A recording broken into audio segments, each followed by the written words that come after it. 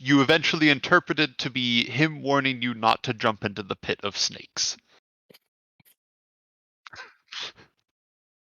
Which, yeah. I mean, I think he's got the right idea at least.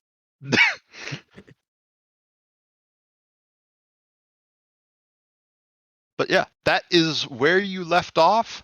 I believe you guys are you've set up camp, you've rested, you have hit points and spells and such back, if memory serves. So then really the question is, do you wish to continue through with your stated plan of headed southwest, or is there anything else you would rather do? It's been so long, I say we just fuck shit up and turn around. I thought I'd start a traveling band. I'm gonna play the drums. I got a stick. I already got one drumstick. I just need one more. Both my drumsticks are gonna be this long, and I'm gonna be this far away from the.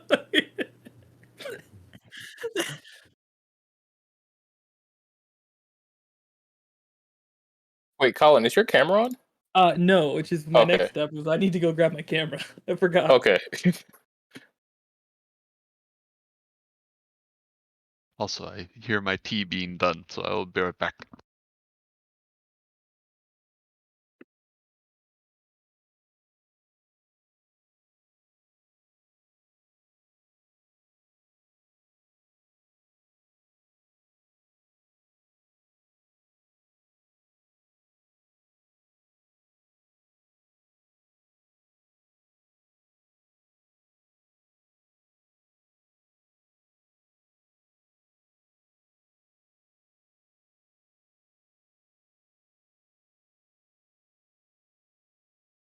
Okay. Jin's verse goes hard.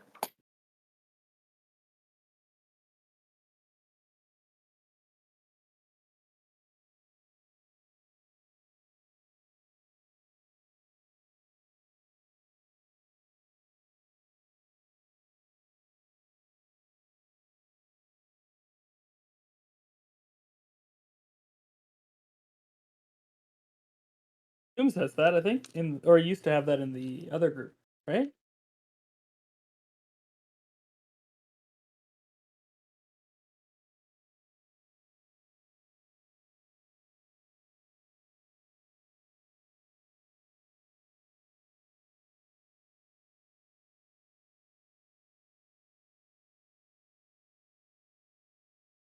That's pretty cool.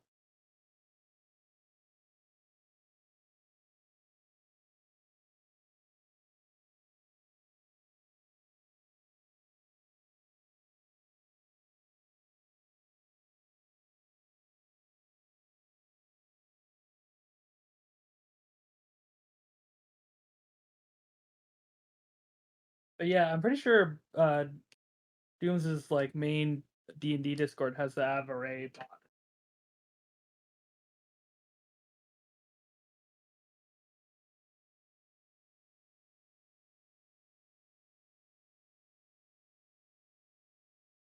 Yeah, and you can use it for like rolling and a bunch of other stuff too, I think.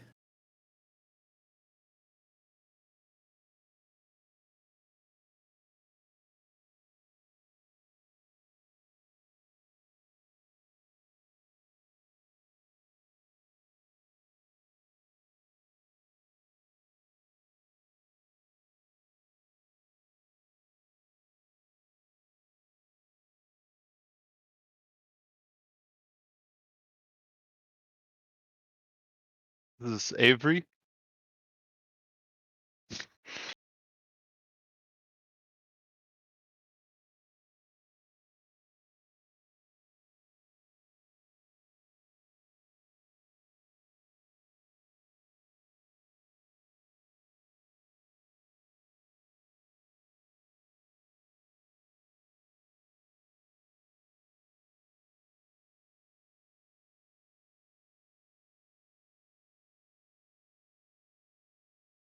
Oh, neat.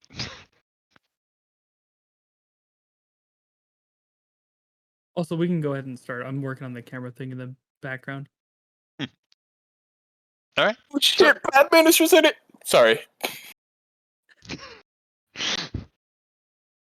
Is there anything you are wanting to do? Any preparations you're wanting to make other than just journeying southwest? Yeah, I don't think I remembered wanting to do any prep.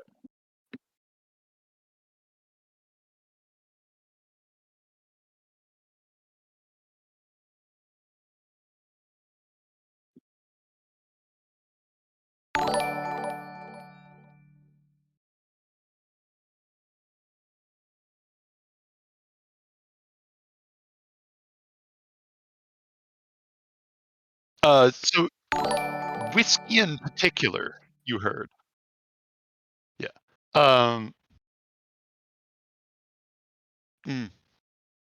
Yes, gonna restart my you've PC heard that. real quick. Oh, my mic Oh, is what was that? muted. I'm gonna restart my PC. Oh, I'm here. Hi. I'm gonna restart my yes, PC real quick. I'm here now. Okay.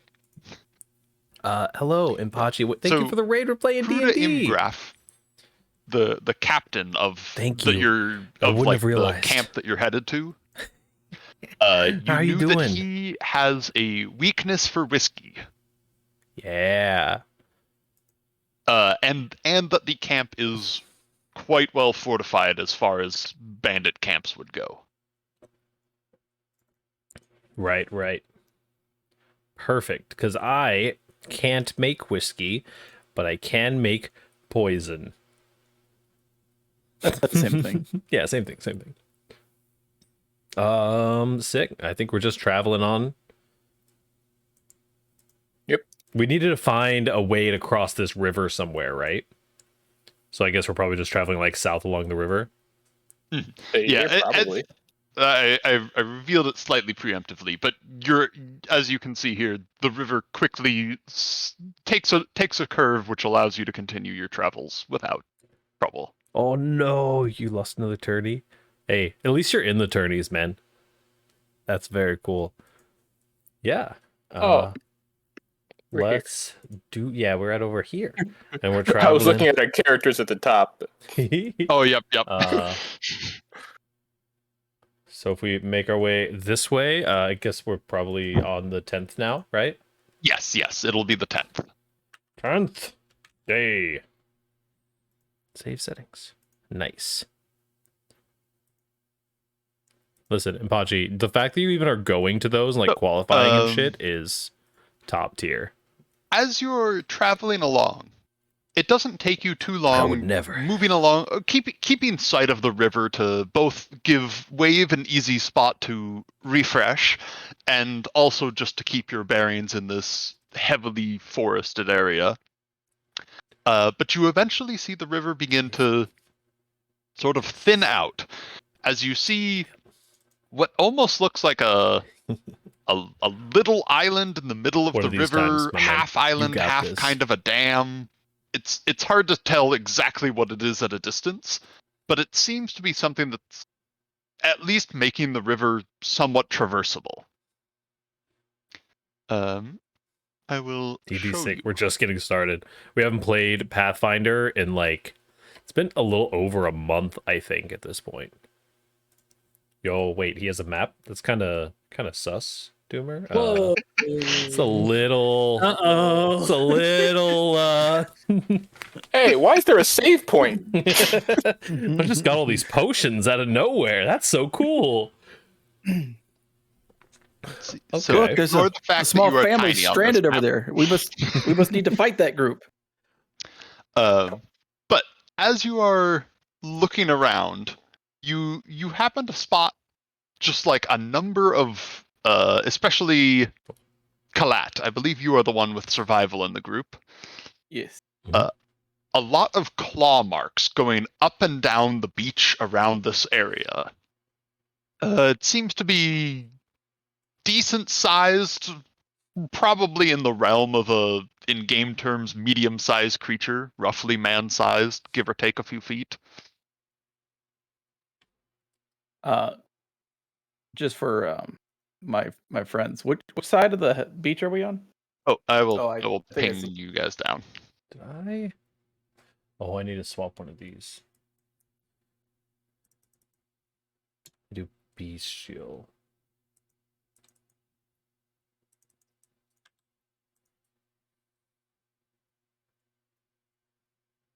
So on our beachhead.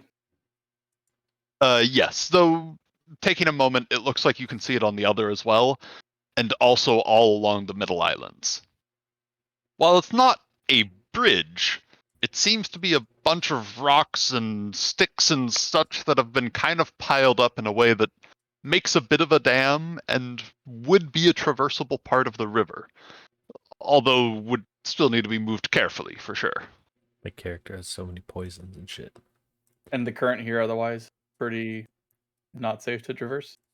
Outside, like in all sections of this river, it would be incredibly dangerous for anyone but Wave. Are we looking at this map? It doesn't go all the way to the other side.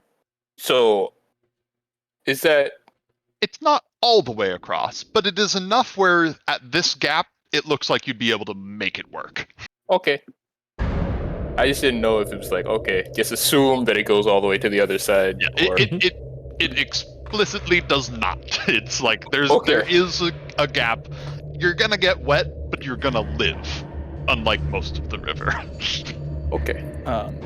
Is there any of these tracks that seem clear enough that I could like maybe reference the bestiary that we have? Give me a survival check. Let's go.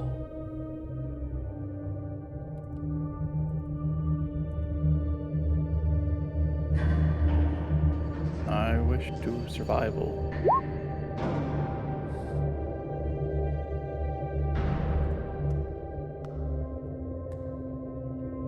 He's done it. First roll of the day. Completed my survival. It takes a bit of time, but eventually you're able to find a bit of a better track. Though what you originally thought was something that had been obscuring the other tracks, you're now piecing together is actually part of the tracks itself. While there are claw marks moving around, it's as if there's a something in the middle that is just dragging along the ground, almost like a snake's body if it also had claws to pull it. Okay. With that, bestiary, that is what you got? enough information to give a search. Give me an Arcana check. Oof. You know. Oh, never I mind. You have a didn't plus roll 9. a 1. I was like, oh no, that's reasonable, man. Oh. Don't beat yourself up.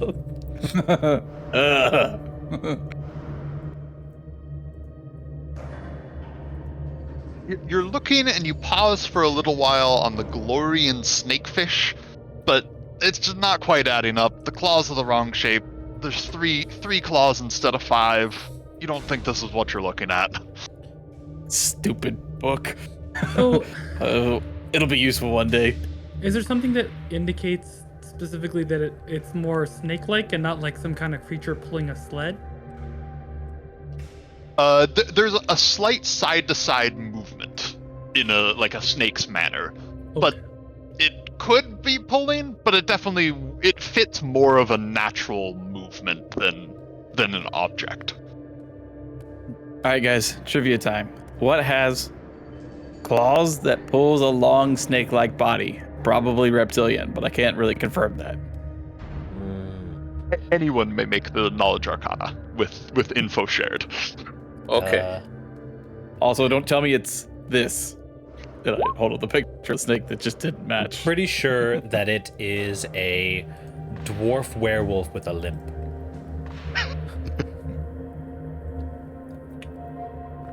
I'm not particularly familiar with the surface world arcane creatures, nor do I have a particularly good bonus to arcane. I'll pass on this roll. I'm searching my case file history to be like, oh, I think I've heard of this. 5s.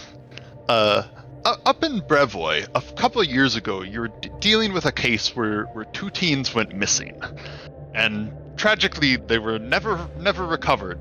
But the culprit was eventually found. There was a pair of tatzelworms. They're a near draconic-like creature. Give me a moment. I will post an image of them. into art. Oh, I'm ready.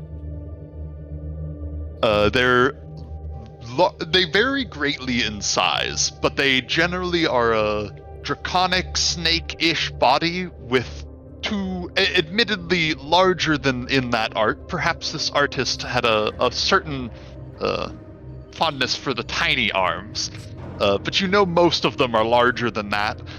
Claws to help both pull them along and also useful for grappling with prey.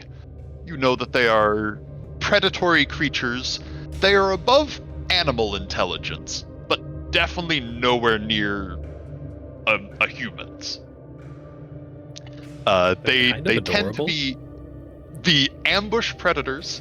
They also have a poisonous breath that can range in effects from just kind of causing sudden coughing or vomiting to, if taken in a heavy dose, straight up kill someone.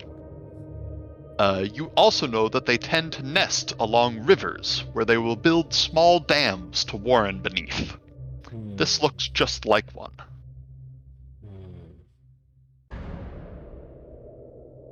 Possibly Have nothing an crossing the entry river? for that.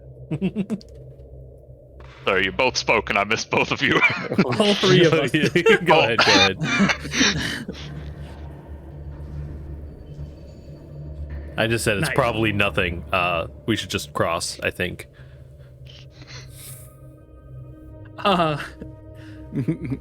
Is this perhaps something that I could maybe, or I guess Wave will ask the group if maybe I could scout the river area around? I could check out the nearby waters to see if we can spot its lair entrance. As long as you're being safe.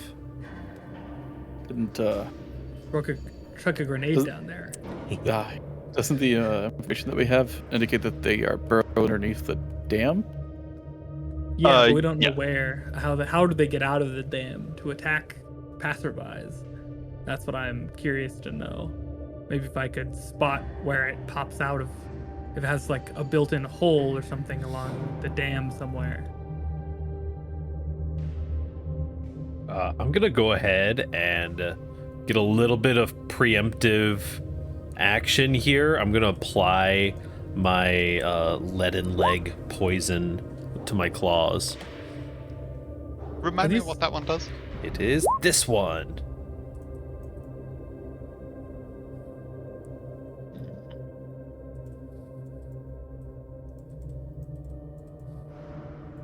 Kalat, as you're flipping through your book, you do find the entry of the Tatzelworm, though Fives is quick to point out that it is spelled wrong. However, reading through it, it really just kind of says the same things that Fives already told you. It does mention that they don't have wings, but that is all the information that you did not already possess. All right, good job, book.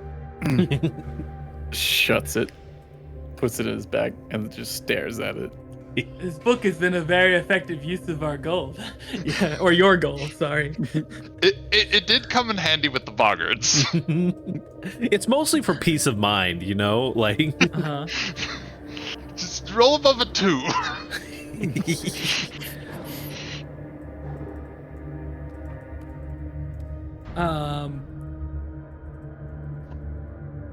Yeah, are we pretty good in assuming that this thing probably moves much slower on land than it does like in the water?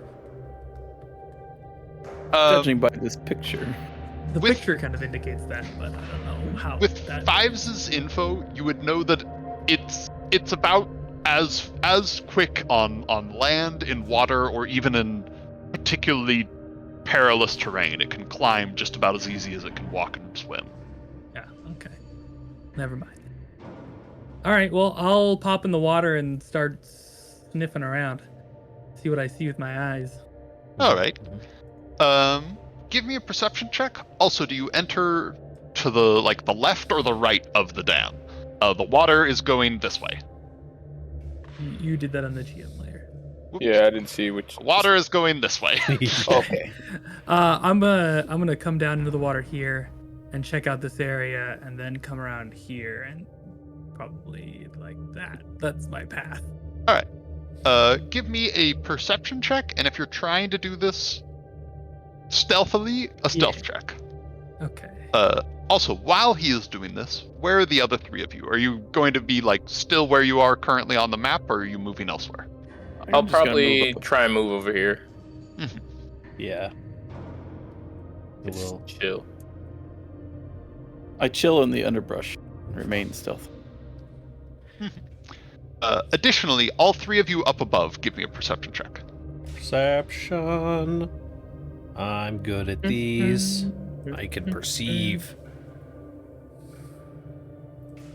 Hello, Texas Tippers. Haha, he's done it. He rolled more than it. All right. So Gerrit and Kalat and Fives, up above, you spot two small areas of the dam that seem like there's a bit of a hole in them. One is in this section right here, and one is a little further away. Only Gerrit spots this one over here. Okay. Yo, it's pretty handy that they enter with green circles in their dams. Wave, as you're swimming around, you also spot 4 more small holes beneath the water. I will mark them as such. Here, here, here, These are and here. all small holes, though. That seems like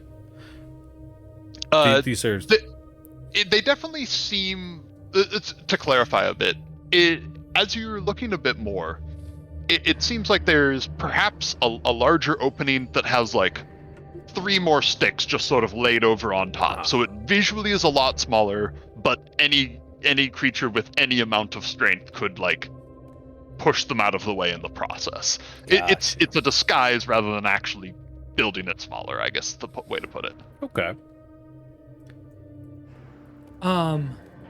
Could I swim up to this hole here and very carefully pull away the sticks hole of the hole and look inside?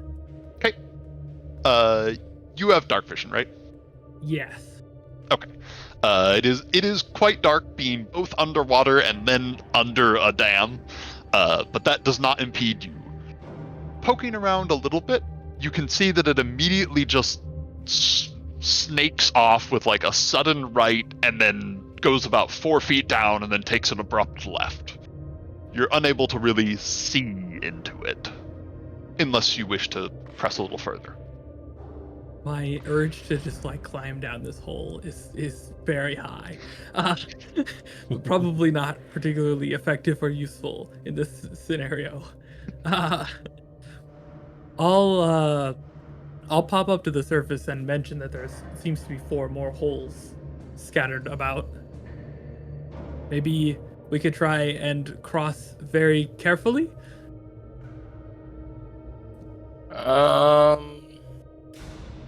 Do we want to? I mean, Also, my concern of trying to catch carefully is if we just get in the middle and then we get ambushed by a bunch of them. As a reminder, this was something you spotted. You do not necessarily need to cross this river if you're going to the camp. Oh, You are Is free the to camp- just walk away. The camp is on the other Fair. side of the river, though, so this is like a shortcut, right? I will bounce back to the main map just for a moment. Yeah, because I was under the impression. So we needed to go across the river at some point. Yeah, Crudo Leader Camp 2 tiles southwest. So you know that it is in this broad area. You do not know if it is on this side of the river or this side. Fair. I will also put exactly where you saw this. Oops, wrong tool. There we go.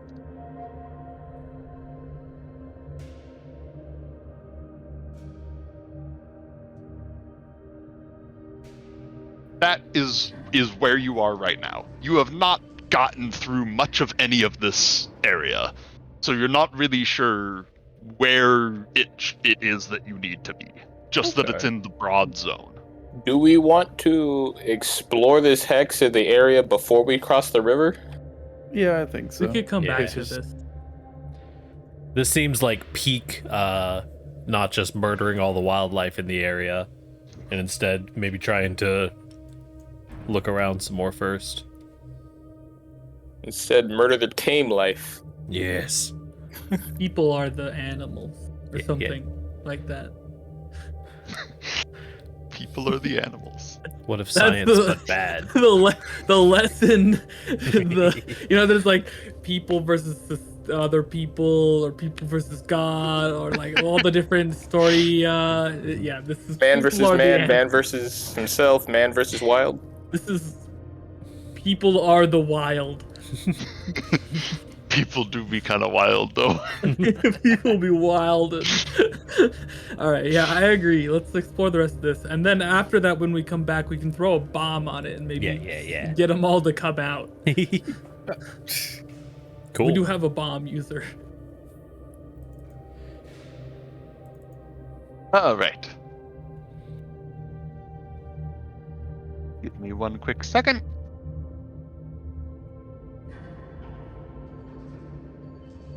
All right, so it takes the better part of the day just traveling from where you were up with the boggart and the snake area. You get a good handful of hours of searching around after that point before the horses tire out, and you'd be looking to set up camp. Still no sign of the bandits at this point. Anything out of the ordinary, or are you just going to set up camp and watches as normal? The usual. I think the usual. Your night passes without incident, and you awake rested the next morning, able to continue through with your exploration of the area.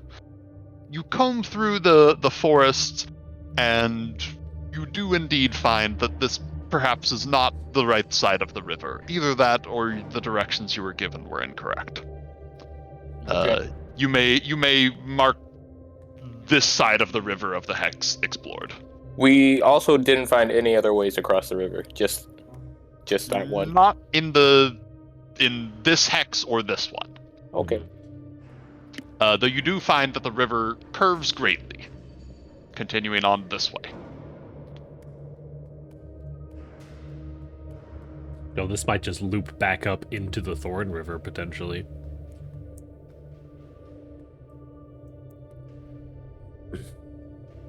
Well, I think honestly that spot looks like it might be one of our better bets Yeah. for crossing, even if it's a Agreed. little dangerous. Fuse is burning, fuse is burning. Yeah, I think we either try and get across it the stealth way, or try and get across it the lure them out of their holes and then attack them. Would you like to return to that map? Yeah. Head back up there. And you may adjust your positions as you wish. Now that a day's passed, does it look like there's any fresh track? Give me a survival check. There's a whole lot of tracks around here, so it definitely would be difficult to find the one new one if there is one. Or many new ones if there were many. Indeed. I'm just ready for this, like, the model for it to come out, and it's like this big on this giant ass map. There is a banana for scale missing from that picture. As a quick note, if you recall my first description of the tracks, they seem to be roughly man-sized in Oh, right. Yeah, but look at those tiny arms. Looking around, however, you don't really spot anything that you can definitively say is new. Okay. That said, they're all overlapping, and it'd be easy to miss it.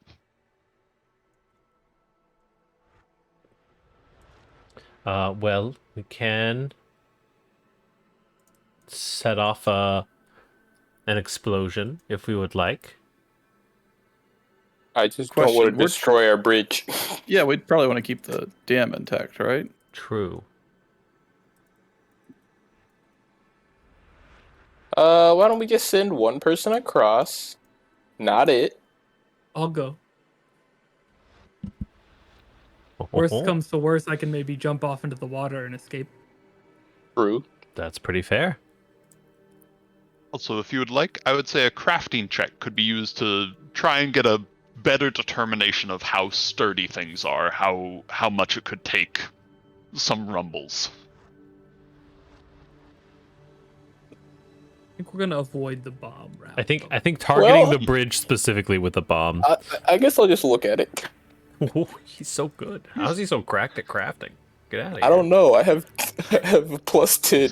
You're better than me. I don't Looking know at where that came overtimes. from. It came from being an investigator. You get that with a Pretty lot of sure. skills. But looking it over, you see that while on the surface layer it seems pretty fragile, sticks and logs and the like, there's a lot of heavy stones beneath it. You would think it would take quite a bit to meaningfully actually damage or break it apart. Well, It'd be very difficult to do on accident. I look at it and I'm like, I reckon she can take a couple explosions or two. Well, maybe we. Which means maybe you can take a few steps across without notifying the ones underneath. I'll start making my way. I will inch forward as well. If you are trying to, like, limit the impact of your footfalls, give me a stealth check. Yes, I would like to be sneaky. I will reapply the leaden leg and make sure that I have a beast shield mutagen out, as well as an elixir.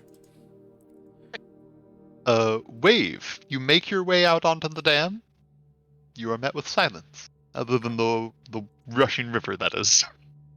All right, I'm gonna keep inching my character forward until you tell me to stop. Okay. Where does this exit out? Do you have to go like this way? So the safest route would be taking this and then coming over here. Okay. Let's do I that. just want to point out that these are apparently ambush predators that we remember, so I fully expect us to get jumped as soon as our defenses are down. I'll stop here. Well, if we never lower our defenses, then we'll be fine. True. Okay. All right. Seeing Wave go across. Oh, okay. Oh. You want to go? Yeah. I'll go. Okay. Okay. We gotta. It's the sandwich effect. You know how they say you put a compliment and then say what you really want to say, and then another compliment. You put someone who's very, very sneaky, and then me, and then someone else who's very, very sneaky. As I loudly explain as I walk across. Fucking leaden leg.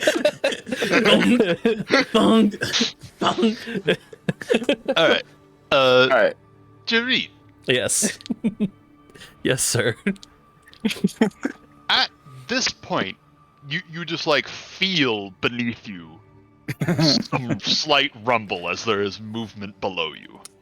Oh, I I will think go- you're destabilizing What do you the do there? dam. I look over to Cloud. I'm like, I think we should have gone first. Why? Then we'd be trapped out there. There's room to run here. True.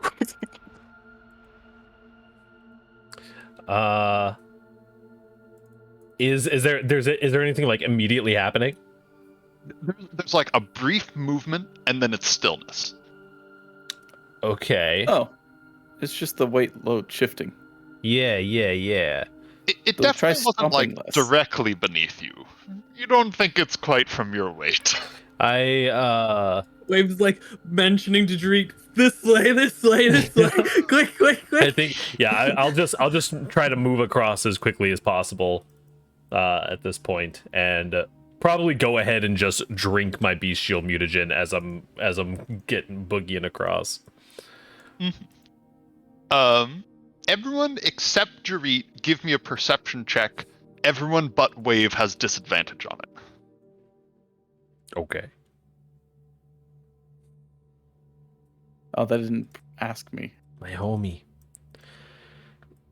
Yeah, I'll just put a second one in there. Yeah, just roll twice.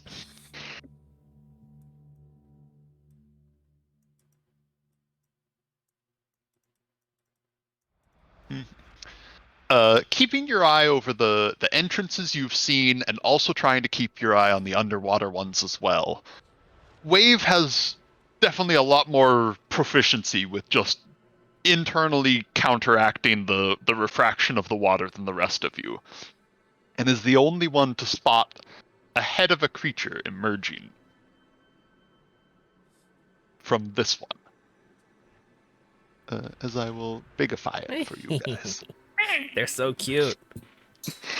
Its body about 2.5, nearly 3 feet wide in a rough tube, with angry looking teeth, as it sort of slinks out very quietly, still beneath the surface of the water as it seems to be looking around.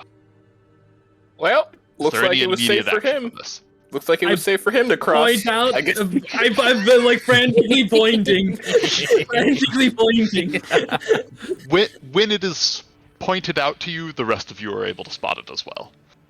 As this happens, Gerrit, if you're trying to make it over to Wave, you may do so. Yes, I do. I do this. Hello, friend. Hello.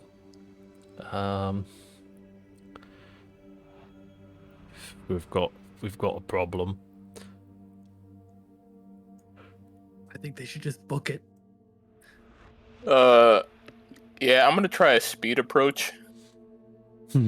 How fast is a human long jump? Or how far? Well, the world record is that. I think it's like athletic skill based, but I think by default it's about 10 feet. All right, I guess I guess I'll just go for a standard. Just jump sprint. right here. Land on it. Like the crocodiles in the like fucking Jungle Book or something. All right, I think I'm just actually just gonna run. I don't know. Like, does Pathfinder have an actual time-sensitive speed option for how quickly can I cross this thing? If you're going to try and basically just race it, I will say that will be I'll call it a dex check. Where is my dexterity? Do I just click on the modifier to do a dex check? Not exactly sure. Click on it, see what happens. Eh. Hey. Yes. Mhm. And is Kalat joining with this, or are you doing something different? We do not hear you. I hadn't anticipated on it. Maybe it'll just go back into its burrow. Just gonna wait it out. Are you stopping Fives or letting him sprint across and waiting? Like, why don't we just wait to see what it does first? Being outnumbered as it is, it might go back into hiding. As you say that, I'm running across, and then I stop, and I'm like, okay, for now. Back it up. Then I try and go back into stealth mode, unnoticed. How far into the dam do you think you make it before you stop yourself? Oh, Like, are well, you, I was like, going for the 1 long foot, jump approach, like- so I backed up and got a running start. It depends on how when Kalat would say, "Hey, let's just wait." Yeah, probably when he starts backing up and looking, he's gonna go attempt a jump. You are able to be stopped well in advance then.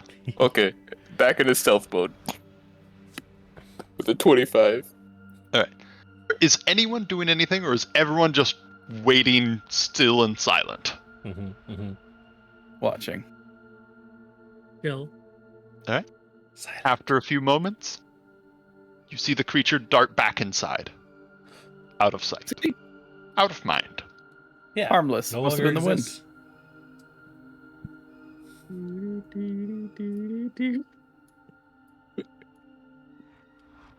All right, well, I guess I'm going back across then. Do I roll a stealth check or do I use the current one I have? Give me another one. Yeah, that one's too good, wasn't it? Where is my stealth? Ah! And this time, Kalat, are you trying to move across as well, or Yeah, waiting for him, or what's your plan? I'll go with him, barring any seismic activity. Give me a stealth check as well. I guess I'll wait for him And then. if you are going at the same time, it will be a -2 to both of you. I'll wait. Okay. 5s, you make it all the way across, and then Kalat can make his way. Good at these. This is the perfect time for a bad roll. No bad. got- All right. We got so stealthy. You start Except for- sneaking your except for way Gerrit. across. I set a great Yep. example of what Once not old to do. peg leg stomped down all the loose debris, it was kind of a quiet approach. You make your way across. Nothing happens. Easy. I All shout right. top of my lungs. I start making my way to cross over here, looking to see that we're not getting ambushed in these waters first. The waters around you there look clear. There's not really anything that would be easy to hide behind either. Nice. All right. Everyone's gonna be getting wet going across, but especially with Wave there to help, there's not serious risk of being swept away. Is that is where Wave is that dry land? Yes. 'Cause that's a 10-foot jump. Into my arms! Into my arms! Alright, I cross. Yeah, same. Everyone is able to make it. We did it. Nothing disturbs you, and you can continue your travels on the other side unless there is something you wish to do here before leaving the area. I don't think so. I think let's continue exploring the hex. Yeah. Just take a mental note of I guess I have my book here, so I just kind of want to draw like a diagram of where those circles are, just in case we have to come back You may for do any so. reason. Nice. Cool. I will leave the circles on that map. Yay!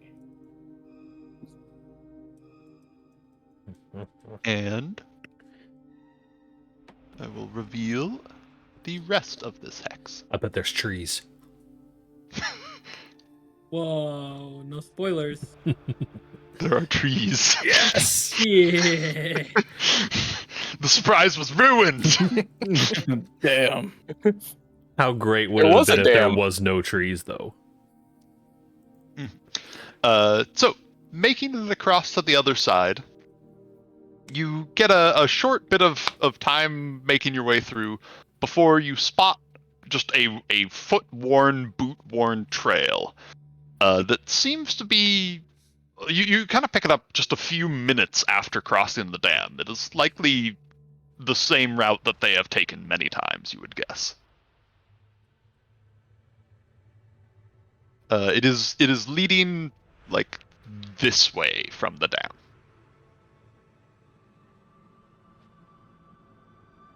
Let's say we follow that. Yeah. Give me one quick moment. Brian, did you steal that mug from our house? I did not, but I bought one. Just No, I like remember actually this have from, like- two. We've talked I about have this two before. identical actually. ones. It's the same number this house has. It's the perfect mug when you want a ton of something. Which, coincidentally, is the only way I drink tea, is in units of a ton. I really want some Oh, coffee jeez. right now.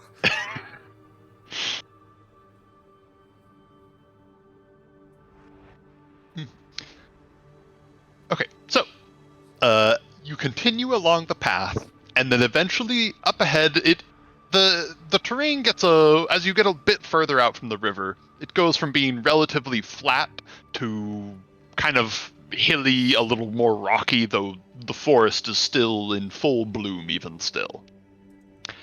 And the path, you see several other like smaller, slightly visible, worn trails kind of merging together into what is very obviously, you would need no tracking skill to pick it out, a path worn by many boots. Following it a bit further, you eventually see up ahead 3 good-sized cliff ledges, each of about 20-25 feet raised, in sort of forming around a bit of a valley. This looks exactly as the camp was described to you by...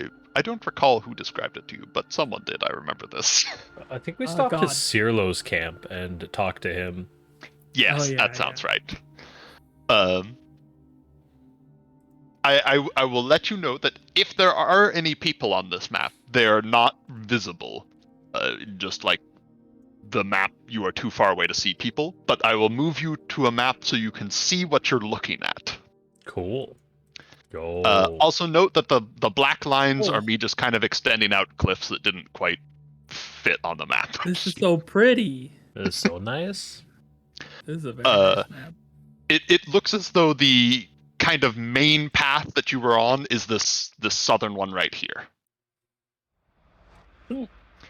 You see a number of setup, just like I don't know the term for them, but House like basically or like the 4 foot tall spiked sticks in a row. oh, the Bungee rust sticks? things. The X's. The rust X's. The X's, stretching all along these lines here. If you scroll up one image in the art channel, Oh yes, Oh, yeah, there we go. Perfect. You also spot just some simple rope ladders on the inside leading up to all 3 of these. There's a lot of cover. It seems that, like, inside the area, the trees were likely intentionally kept just to provide cover, concealment, vantage points. It is quite a defensible area. This is certainly Kruda's camp. okay. I pull out the flamethrower and I set fire to one of the X's. Let the rest of them be caught.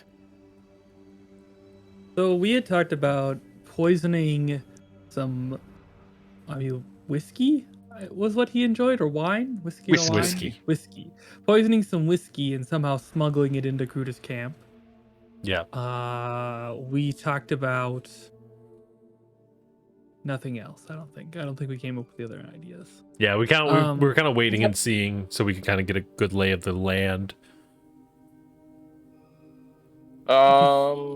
Is the idea to do we think the idea here would be take out the leaders and take over the camp, or take out every single person in the camp, or I guess it I'm depends kind on of how in a- strong the loyalty looks. Kind of in a remove the camp kind of mindset currently, but do you Yeah. think that this Oh, camp also, would be how many useful people to are us? there? Like, what if we wiped it out and made it our camp? Is that something we were interested in? I mean, it seems like this would be a pretty good spot for a forward base. Like, it's on the other side of the river. It's pretty fortifiable. If we were going to set up a forward base that's not Oleg's, I think this would be a pretty reasonable. That was my question. Is it possible to set up an Oleg's chain post? Like a second Oleg's here? It is definitely something that could be worked towards. Mm-hmm. The one note that I will call out is any sort of defenses you make but don't stay at, someone else will find and make use of them. So one potential challenge may be just getting people to be in it, assuming you're not permanently retiring to this location. Right. Yeah. Yeah, for sure. I think We this have is a good spot to mark on the map and remember as a fortifiable location. But our main problem right now is that it's probably crawling with a bunch of I was short and or ugly people. I was just gonna say, as long as we're sending people back to Oleg, eventually we'll have too many people there, and we can just relocate them to, True. come here.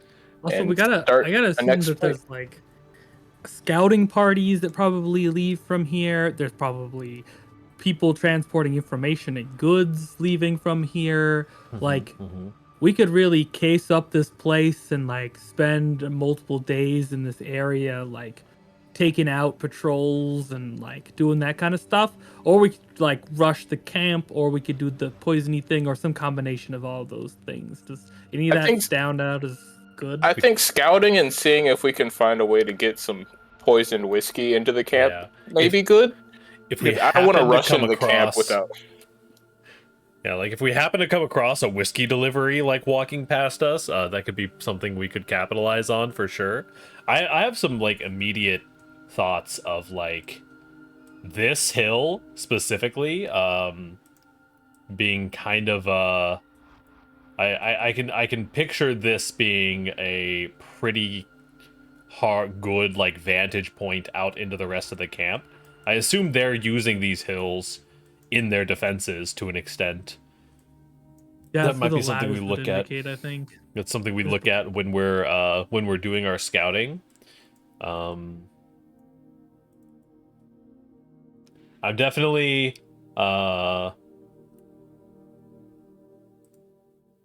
I'm more equipped for a like straightforward approach if the poisoning is not something that's an option, because I don't think we have any like whiskey on hand, unfortunately. Well, if we could sneak into their compound, we could just poison their own whiskey supplies. True. I could give one of you guys like some supplies, and you could sneak into camp and do the things. Trying to think. I think my first inkling is that like we should probably spend a good amount of time, like maybe even more than a day, like sitting by some roads in and out of this camp and just like seeing what happens here. Mm-hmm. If you guys are interested in something like that. I've got plenty of rations myself. Yeah, I think that's a good idea. Honestly, I just reloaded Also- on rations. I just had I realized a small brain disconnect from our experience that we just had. Where are our horses? They slipped my mind, to put it Are simply. across the river? You could have found a clearing with plenty for them to graze on prior to crossing the river and left them there. You would have known that you don't need to travel far, given the rough location you were given of the area, so you would not have needed the horses for that small stint Fair. past the dam. Okay. All right. Okay. Nope, we slung them Good into enough. the water to provide bait so we could get across safely. You will not. I named my horse. Did you name it can't- Sacrifice? No. Pretty sure I named it after a toothpaste. Rest.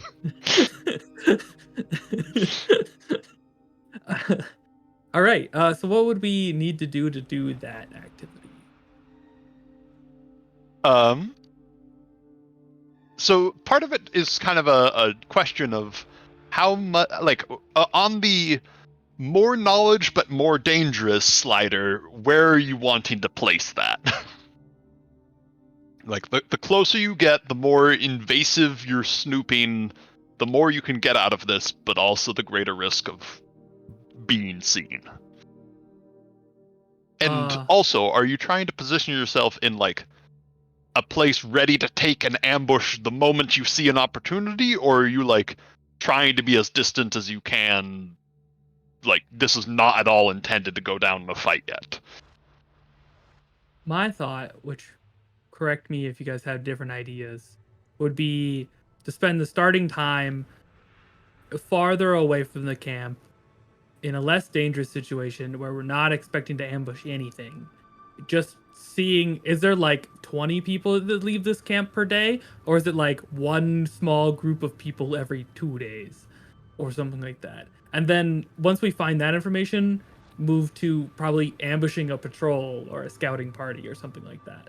Or a supply group or one of those kinds of things. Mm-hmm. Yeah. Also, just as a reminder of info you did get at Searlo's, you were informed that the camp probably holds about a dozen men, and you'd expect roughly half of them to be there at any given time. Okay. That's not very many people. It's not bad for sure. It's a much smaller camp than I was kind of envisioning in my head. But I do like the scouting things out idea. I think the like keeping a relative a safer, like being on the safer side of the scale. Like we don't need to know how many nose hairs these guys have, but just a rough idea of like kind of what the goings about are. And that lets us split up a bit more if we want to cover more area, or like because there's a couple paths out of this place. True. If we're not taking combat engagements, then we can have a couple people posted in different places. Yeah. I would probably recommend me being at kind of whatever our rendezvous point is, as opposed to actively taking a watch, because I am indeed not the the quietest fellow. Just as a thought. How much does it play into the fact, like, if you were to go to a place that was relatively well hidden and like sit up in a tree and just you're not gonna move, you're just gonna be there for an extended period of time watching a road or something like that, how much does your personal stealth ability play into stuff like that? Like, would someone who's poor at sneaking be able to do something like that? Or I would say that is like, that is a low stealth required. More stealth wouldn't necessarily make you better at just hiding in a tree. It would be getting to a closer tree without being detected in that part kind of thing. Okay. But as far as just like staying still, not moving, and looking out from a tree, it's not zero difference how good at stealth you are, but it's way less than most active stealth situations would differentiate. I'll just make sure the part where the section that I'm watching, I'll have the slider much more on the safe side than the knowledge side. that seems good.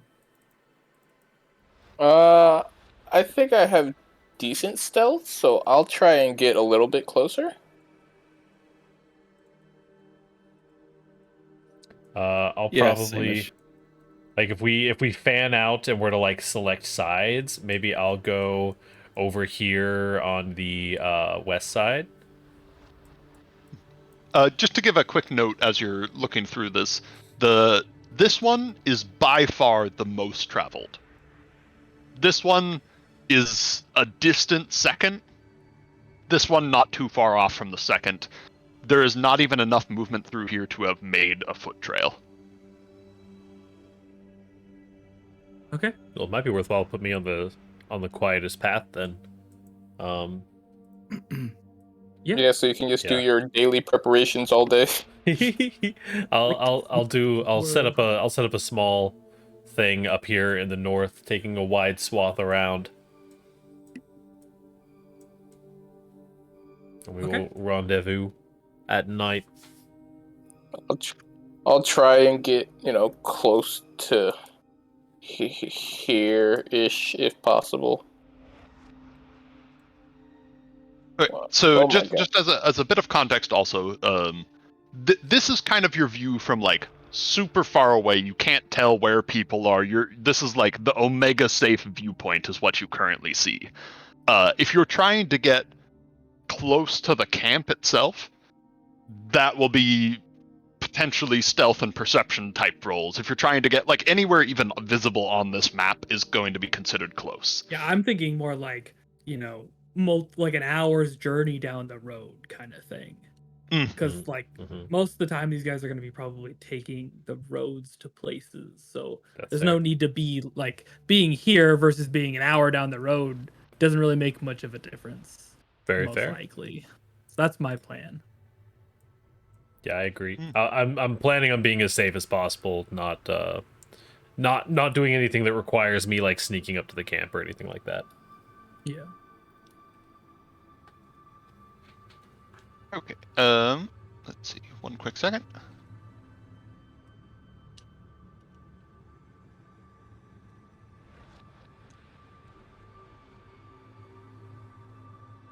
A lot with your military training skill. Would that maybe translate to figuring out what places they'd be likely to be patrolling with scouting parties? I guess it depends on the banditry.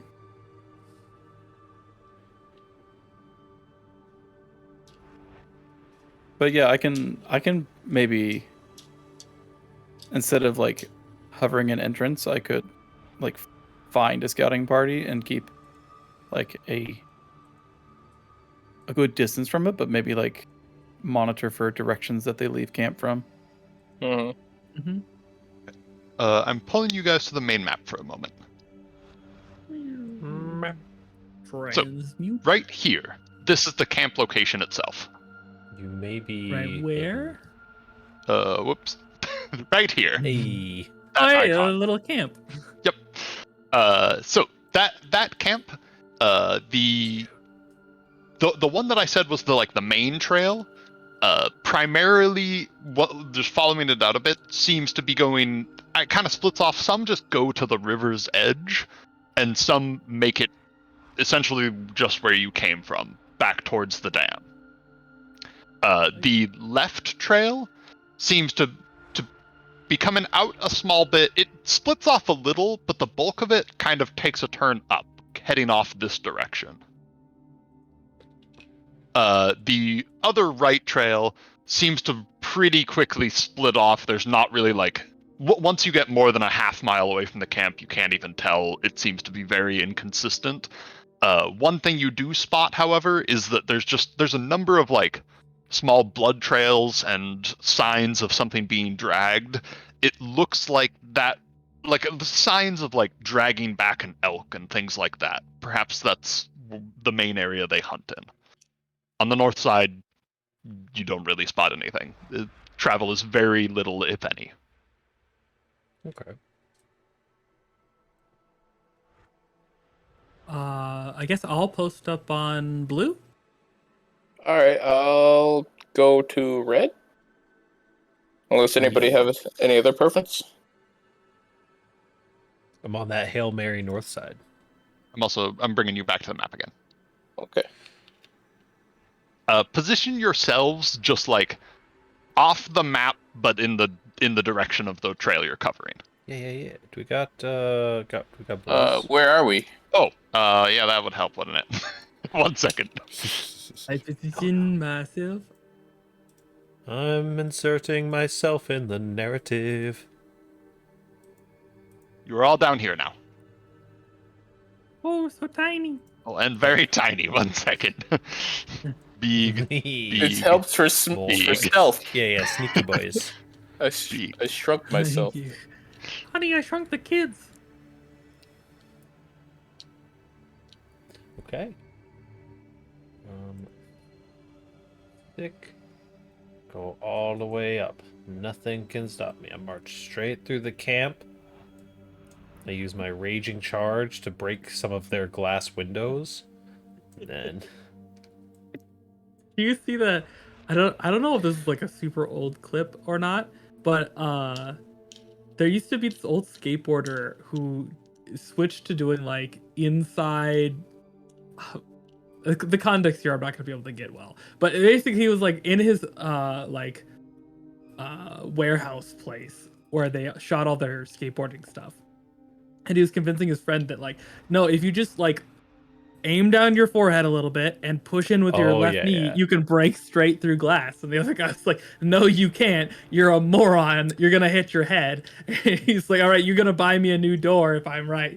And he just walks straight forward and doesn't even stop moving and just goes straight through the glass, and the glass shatters around him. that was it was an old. What was it? I used to watch all their stuff. He had the big bodyguard that passed away a couple of years ago. Yeah.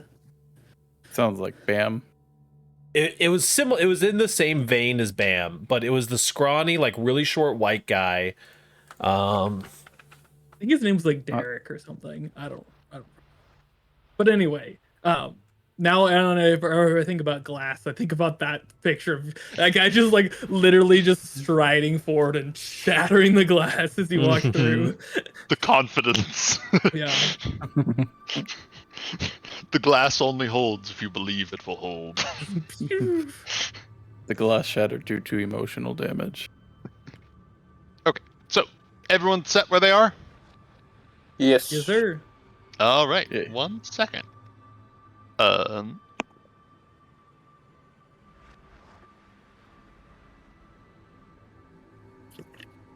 Rob Deerdeck. He Rob Deerdeck. was. That's God fucking. He was part of the Robin Big. That's it. Yeah, Ron Big. I was like, it's not. It was something like that. Deerdeck, Derek. Okay, I see where I got lost there. That's a pretty good roll. So definitely. 64 people. 5s. 64 Give plus me 5 is a perception and also let me know what languages you speak. Perception. Okay. I speak Common, Elven, Orin, Celestial, Nicril, and Sylvan. All right. Barely speak English. learned. About 7 hours pass after you disperse out, awaiting. Your minds begin to wander a bit. It's boring keeping watch of anything for that many hours. But eventually, 5s, you spot 3 figures leaving the camp. Well, having left the camp and traveling down the path. They are speaking in a language you aren't familiar with, but you recognize one of them as a gnome. Give me a moment, and I will post what you see. Oh, I've already posted what you see if you just scroll up 3 pictures. Yes. 1, You- 2, 3. Hey! You recognize this. You recognize this as the apprentice of Dovin, the one you've been sent to capture. Oh shit. He is flanked on either side, one by a man with a large axe, the other by a man holding a crossbow. You would guess that his tongue is gnomish that he is speaking. The others seem to understand him, and he seems irate. Okay. Do you do anything, or do you just was- allow him to pass? There was something I was gonna say. I can't remember what I was gonna say when you were talking about it, so I guess it slips my mind. Oh, is this light out or dark out? Because I do not have good vision. This would be like 4:30 p.m. kind of Okay. time. It's definitely evening, and it's also so both of his guards you see are human. As a note, you would know that this is kind of a weird time to leave a camp, unless you're going somewhere very close. Normally you'd leave morning or early afternoon. How long has it been since we've been just hanging out? About Tracking? 7 hours. You like set up mid-morning and just kind of been waiting, quiet and silent. We didn't set up any kind of signal to like, hey, you guys, I'm in danger. We need to come. We didn't set up any signals or a meeting time or how long we're gonna be in a position, did we? Going rogue. It's all you, 5s. And you do have a sun rod, but I don't know how effective that would be with I the don't. distances we are. Yeah, you Okay. guys are a good distance out from each other. If it gets down to you are in rounds of combat kind of terms, like that combat's going to be over one way or the other before anyone else shows up. Just as a note. Okay, I don't want to do combat. So I just kind of want to follow as stealthily and safely as I possibly can until I'm like, okay, I can't follow anymore, just to figure out where he's going and then, see a direction he's going and then see if I can find anything, when they leave and we all regroup, be like, okay, he went this way. Let's go check out what's over here, see if we can find out what he was up to. Making your way back a little bit, or following them at a distance, that is. Mm-hmm. They definitely seem to be going like straight on the path that was directly to the dam crossing. Okay. The gnome continues to just be like yelling. You've picked up a few gnomish profanities in this time. Great. We're now proficient in gnomish profanity. Are they crossing the dam, or are they just headed that way? They haven't gotten there yet. It would be some time if you're trying to track them like all the way to the dam, but it looks like they're going towards it. If you would like to follow them all the way there, you may continue to follow if you wish. I would like to try Once again, emphasizing safety over actually keeping track of them. Give me a stealth check. going Roll rogue. twice, take the better. And then Fives will warn them of the creatures there. Be like, watch out. 29. You're keeping your distance. You're doing this right. You've had a few share of investigations that involved a tail back in Restov. You know what you're doing. They don't seem to catch any wind of you. As a note, neither of the guards seem to be speaking much at all, other than like an occasional single word. They seem to be, for the most part, just letting the gnome get some anger out. Mm-hmm. But they continue on their way towards the river. Making their way to it, the gnome, as they get even kind of close to it, the gnome goes silent. Continue to watch? Yeah. Okay. A short bit of time passes as the gnome begins to set out just a few small odds and ends. A few cuttings of some sort of leaf. It's much too difficult to tell what at this distance. He puts in something else, a small orange bug, it looked like, from a bag. Then slices his hand slightly, dripping a bit of blood down into it, then reaching out for both of his companions and doing the same. Small drips of blood, all collected in this small container of just random odds and ends that it looks like he's been putting together. It then suddenly ignites, burning up in about 2 seconds before the three walk across the dam. They move normally. It doesn't look like they're trying to be stealthy. They move across without incident. Pagans. Okay. You said that the humans... Give me a perception check, actually, real quick. Okay. Where's back to my character sheet? Ooh. Okay. You hear nothing of note. Okay. You said the humans are speaking... What are the humans speaking? Are they speaking Gnomish as well? They seem to be replying in Gnomish, but just weren't talking much at all. Okay. Though as soon as the ritual began, none of them spoke at all. Okay, because I do have a skill feat of read lips, so... Still need to know the language, unfortunately. Can I tell what sounds they're making? No more Okay. sound. A few stray words, but they don't really mean much without meaning or context. And I felt like... I can't remember if I took it. I guess I didn't. I felt like I had the feat where I could tell what spell somebody was casting, but I don't think I have it. I don't see it here. So... Identify Oh no, spell. I do have recognize spell. I do have recognize spell. Recognize spell. Give me an occult check or occultism. Where is that? You're quite familiar with the profane rituals of the occult, and you recognize that he has shrouded themselves in silence. Their footsteps make no sound as they cross the dam. Alright.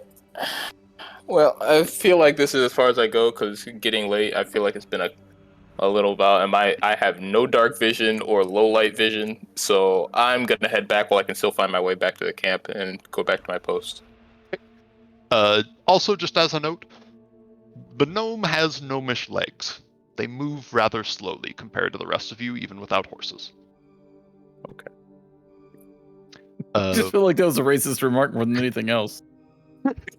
Gotta get your shots in on the gnomes while you can, man. Just by the way, he has really short legs. He's kind of stubby. But very slow. Just worth noting, like even for gnomes, he's kind of short. I picked on a gnome school. So after you're done just roasting this gnome, presumably you would have had some sort of schedule of regular intervals of meeting up. So yes. It won't be long before the next one of those would come along and you guys would regather. I the figured other just, like, three of every you night we probably reconvene. The other 3 of you didn't see any movement in or out of the camp on your watches. Perhaps they got there early in the morning and it was before you were there, but since then, haven't seen anyone. Cool. This is Well, honestly kind of ideal for me. We should chase them down while we have a chance. While he's here. And separated. Into the camp or out of the camp? What? I mean, like, Wait. should we attack the people in the camp or attack just him out of the camp? Him. I think The camp will stay. He will not. Fair enough. Go get him. All right. So I guess we're gonna head back that way then. Yeah. Let's fuck go, dude. It's All right. like I don't know where they went after they crossed the dam. By imagine the way. in your heads that scene from Lord of the Rings where Legolas and Gimli and Aragorn are like, they've taken the hobbits and they're taking them to Isengard. We have to chase after them. And then they're like running across the hillsides and not sleeping and not moving Eerily through similar. the night. It's very just like that. Very, Just- very the similar. hobbits are his life. And we got to take it back. Not gonna lie, no context for what you're talking about. Wait, have you not seen Lord of the Rings, Stefan? I have, but I was so bored the entire time. That's fair. Oh That's no, that's so sad. It's so long and so much dialogue and just a bunch of walking. Fair. It is a Well, lot of walking. I'll just put in general a good summary. Yep, they're taking the Hobbits I to know Isengard. exactly what you're thinking. Is it just that they're taking the Hobbit Isengard song? I hope Yeah. so. Thank you. Thank you. What's Tatus, precious? This isn't I just even watched- the 5-hour version. Fake fan, honestly. I forgot. 100p. There's this video. Hold on. It's so bad. Hey, it's 240, not 100. I don't believe that. Internet's the Wild West. This isn't even in like human being like ratio. Like, what is this? You watching this on a widescreen TV? Opening this on a 4K monitor is just so bad. You can't even make out his feature.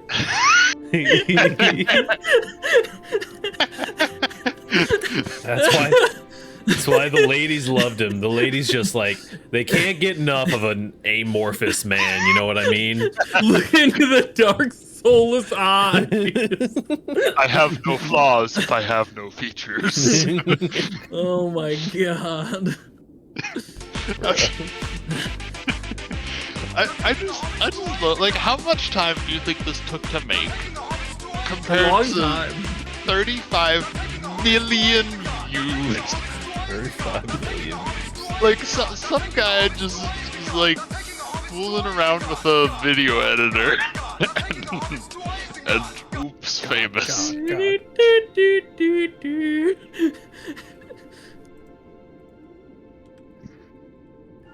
All right. So, now we're chasing after the hobbit. I mean, the gnome. Yep. So, it is nearing dark. Are you going to try and pursue at night, or are you going to make camp and then just try and chase onward in the morning? How long before does exhaustion hit at? In terms of distance, you'll be able to go a little while before you have like game mechanic loss from exhaustion. You're tired, but you can keep going for a time. If you're pushing past about like tomorrow morning and then going further, that is when we are entering saving throw territories. Okay. I think we should move now Yeah. and rest when we have to. If we rest, we risk them recasting a curse on us and potentially finding out where we are. Or even like taking a left turn at a fork somewhere. I mean, yeah, that's the like way less cool way of doing it. Yeah. Good point. Good point. Oh, thank you for posting music, Brian, because now I need to remember to go turn on. you Oh, you yeah, haven't the already. 5-hour version. Yeah, yeah. I can't put that on. I'm sorry. But, I'm not. I'm a fake fan. All right. Sounds like we're pushing through. I have poison applied claws. I also have poisons available if anyone wants to apply them to their weapons while we are on the way to Isengard. Sure. Assuming we also meet back up with our ponies. Yes, you may retract back to your horses. Well, assuming we get across the Bridge of Doom. Let's see. Sorry to clarify, that was a. You don't need to track your way back to your horses. You can do that without issue once you're on the other side. All right. My options for any who are interested in poisons, I have 1 leaden leg, and I have 2 doses of grave root. The grave root causes a bunch of damage and the stupefied condition, and the leaden leg reduces their speed and does a bunch of damage also. I'll do leaden leg. I'll Go do on. speed. There's only 1 leaden leg. You must fight. Well, you can have it then. My attacks aren't Boring fight. that deadly. Oh, well, you can have, friend, don't you worry. I've got just the thing for you. It's grave root to kill this necromancer. Okay, I'll take grave root then. You've already got 1 root in the grave, or something like that. You've already got 1 leaden leg in the grave root. That's what I always say. True. Waves, would you also like to take a grave root? I would love to apply a grave root to my arrow. Cool. We are all applied. We agreed that canonically I can only apply this to one of my things, right? It doesn't apply to both? That is correct. Okay. Left or right? I'm not going to remember it at time. I'm just going to remember this one. The main one. The main one. It doesn't really matter. I've not been paying attention to which hand I throw with first. the DM equivalent of players always asking what an NPC's name is wait like 9 sessions and then ask if your character is left or right-handed.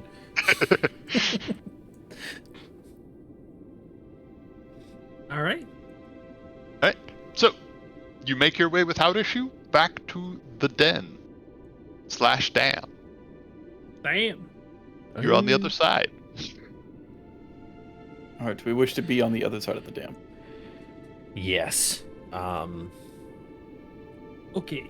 I pull out my book and I'm like, okay, there were holes here, here, here, here, here, and here. What if? Also, just as a note, it is currently dark. Well, I can't see them, but good thing I wrote them down. Okay. What if we all get a little bit more watered, and we go here to this corner, and then I help swim people one at a time across this way. I will note that the river on this section is far stronger, but it is something that is possible to attempt, to be sure. But it is in the realm of at risk, whereas this is a completely safe passage. Quote unquote.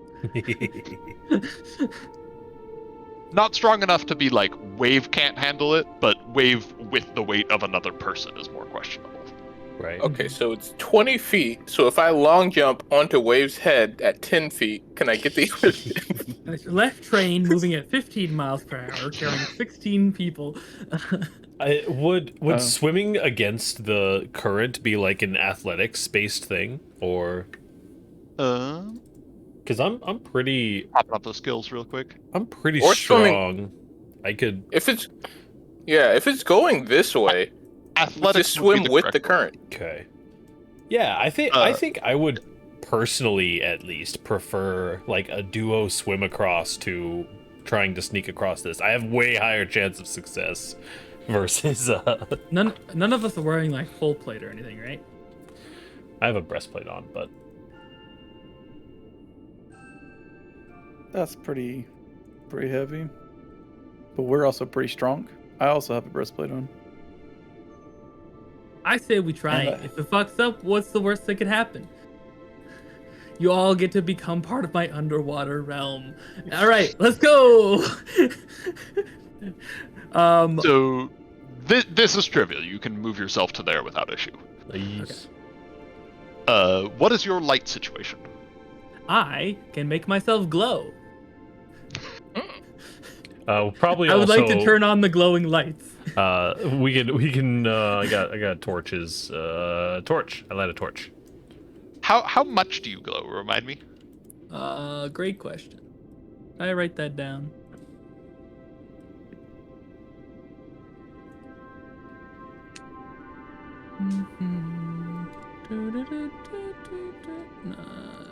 Whoops.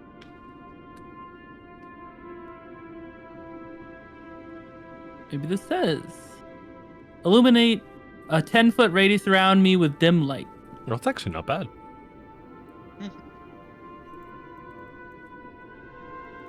So, Wave, you are able to just glow softly and allow the others to see.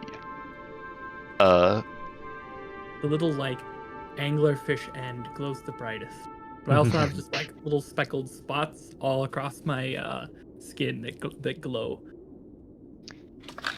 So, two options here.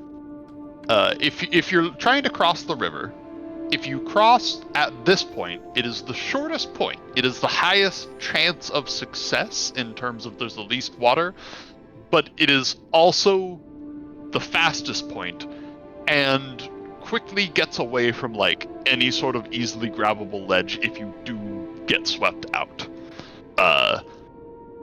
If you tried to go over like somewhere around here-ish, there is longer distance, but it is slower water, and should you fail, you will likely be thrown against the rocks here. They will hurt.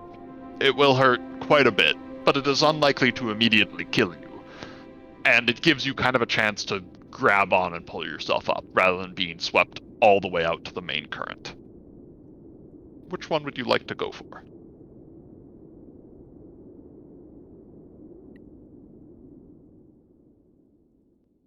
I think that's probably up to you guys rather than me. I think I'm feeling this one. I'm not gonna lie. It'll be a short way. How much can you Not a bring short long jump. jump? The strength? 10 I feet. believe it's 10 Right, feet well- if you don't have the specific jumping athletic skills. Though I will also note that it is going to be like swimming the entire way with Wave having a good grasp of you is likely to be better than jumping halfway and then having him try to get a hold of you in the middle and catch up then.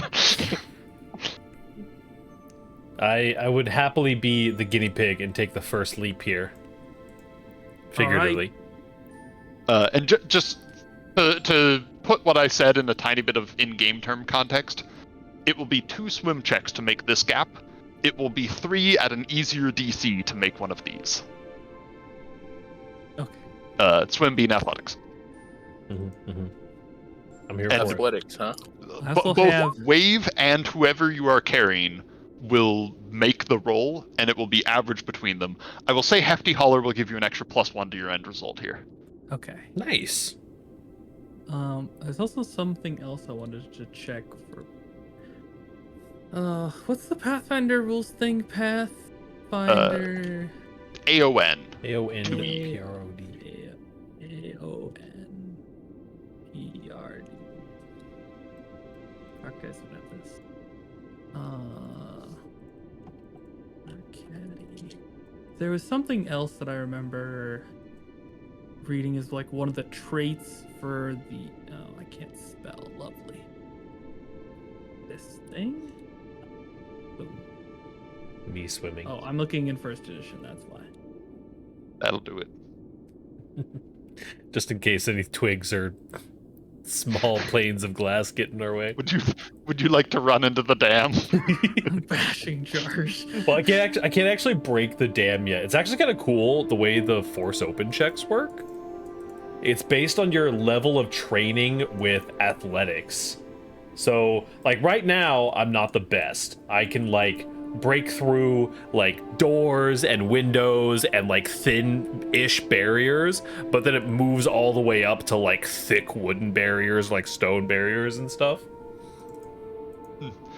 Also, just as a quick note on Force Open, so those are like sample tasks that do get into good context, but it's not necessarily just like a strict, you can always do these, you can never do something more. It's just like, with a typical bonus that one would expect with a trained score, you can probably break through sturdy glass. Yeah. Not that By it helps slightly much tilting here. your forehead forward and then just walking as casually we through know. Not that it helps much here, but there is a long jump act that if it's further than a certain amount of long jump or standard leap distance, it's like 10 if you can move 30 feet or something like that, then the DC of the athletic check that you have to make is equal to the total distance of feet you're attempting. You also have to account for the land zone, which is usually an additional 5 feet past the gap. So it's way too long for us. I found the rule that I was looking for, which is the creatures with swim speed in circumstances where I need to make a swim check, such as with difficult terrain, or probably in this case where I'm like helping people swim across or whatever. A swim speed gives me a +4 circumstance bonus to my athletics checks for swims, if I choose to roll trying to get a critical success instead of automatically succeeding. As a note, you will need to roll here. If you're by yourself, you don't need the roll, but with them, you'll need one. Okay, so I need athletics check with this +4. So, And I will also make an athletics check. All right, so that's a pretty good combo. Gerrit, you just kind of half grab a hold of Wave. He's got a good grasp of you, but also still a free hand to swim with, and you make it across. You kind of are swimming against the current to keep you from just being blown away. You drift a little bit, but you make your way to these rocks, grabbing a hold, and you're able to pull yourself up. Nice. And then Wave, it's trivial to swim back without him after. all right, who's next? I have an idea, and I take out a rope, and I tie it around Fives' waist, and I hold on to the other end of the rope. What the heck is going on? Wait. If for some Fishing with reason Fives. you can't, if you for some reason can't hold on, I can reel you back in. Hey. Oh, am I go? Oh, I'm going now. I thought you were going. I was like, what the heck am I going? I'm gonna drag you in with me. If I'm going down, so are you. I refuse to drown alone! You know that telekinetic projectile spell that I use all the time? Good luck. Okay, I get it now. All Right, I guess I'll go. Tying Athletics. around Fives, and then I'm dying. Wave as well. No, you're fine. This +4, Yeah, so he's 30. unstoppable. And then with your +1 from Hefty Holler at the end, you are fine. And Fives makes it across. Okay, he made I that swallowed sound a pretty bit of close. water. And I just say, unsash and like hand that to Gerrit or something. I sash myself and then I get in. All right, I give it to Gerrit. I hodl. All right, last one. Can I use the surge thing? And then Hey. look at this. All right. They are waterproof. Good. Yeah, so that's an 18, or is that included? That's included. All right, so 16. You got a 27. 28. What? +4 from swim and then +1 from hefty holler. Oh, I was adding the Hefty Holler at the end after it's averaged. Oh, Mhm. sorry. Is nice. Okay. That is enough, and you make it across. Easy. Everyone make Adventure. Ooh, it's skill checks one way or another, but these skill checks I like better. 'Cause they're water related. You made it. Well, I think our next step is probably to figure out if we can pick up the trail of this fellow. Yes, sir. Matt, you do not have dark vision, is that correct? I have low light. Low light will be... So, yeah, okay. Low light means you see dim as if it wasn't dim. So, dim is all you need to be able to track, but you will need at least that.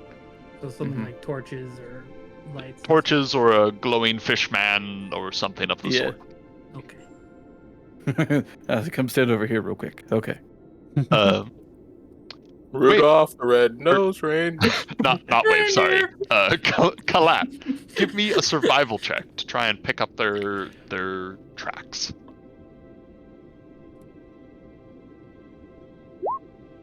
Yes.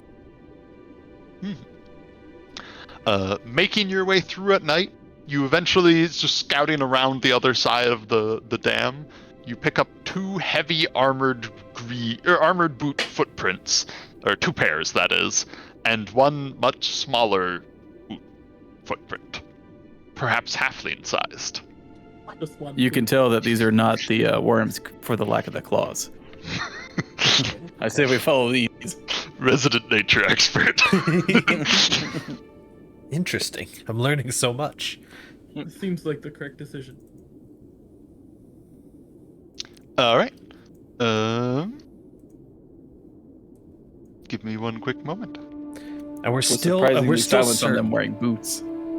We're still certain on it not being just a dwarf carrying with a limp, carrying like a sled or something, right? Yeah. I think Yes. quite I don't think so. Okay. Yeah. I'm just saying the boot prints are pretty damning. We passed the den, actually. And we did not see boots in the dam. Mostly stones and wood.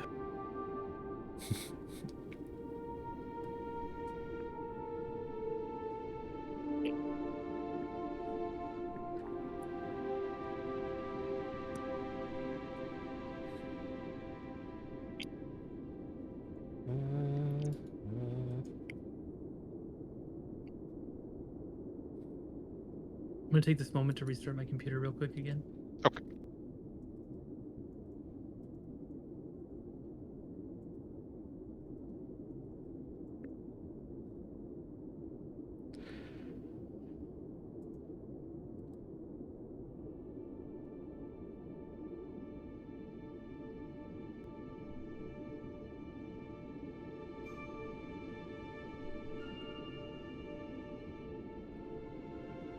When Colin is back, we shall continue with what you find. Mm-hmm.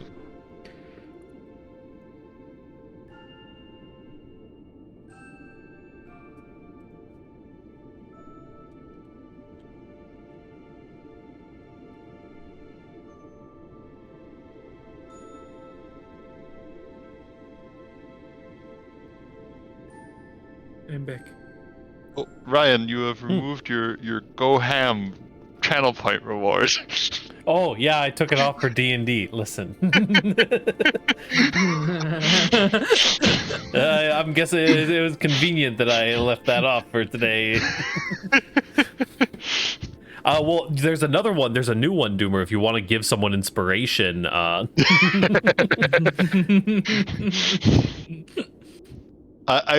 will accept that redeem in this campaign, just as a note. Absolutely scored. All right, I can have 2 inspiration. I shall pull you over to another map. As a note, on this there is a path in the map itself. There is no path. This is all evenly wooded. Oh, I see a Colin. Hello. I'm alive. Oh, everyone froze. Thank you for So reminding me. It always takes so much finagling, but I got it to work this time. As you're tracking your way forward, eventually you see a faint hint of a glow up ahead. Certainly some sort of light, and you are easily able to extinguish your torches or dial them down to a candle's flame to cover your own presence. As you see up before you, 3 figures around a small campfire. One of them, a man with a crossbow, is clearly alert, standing guard, looking around in the night. One of them, with the axe, is in a bedroll, seemingly asleep or at least unmoving with his eyes closed.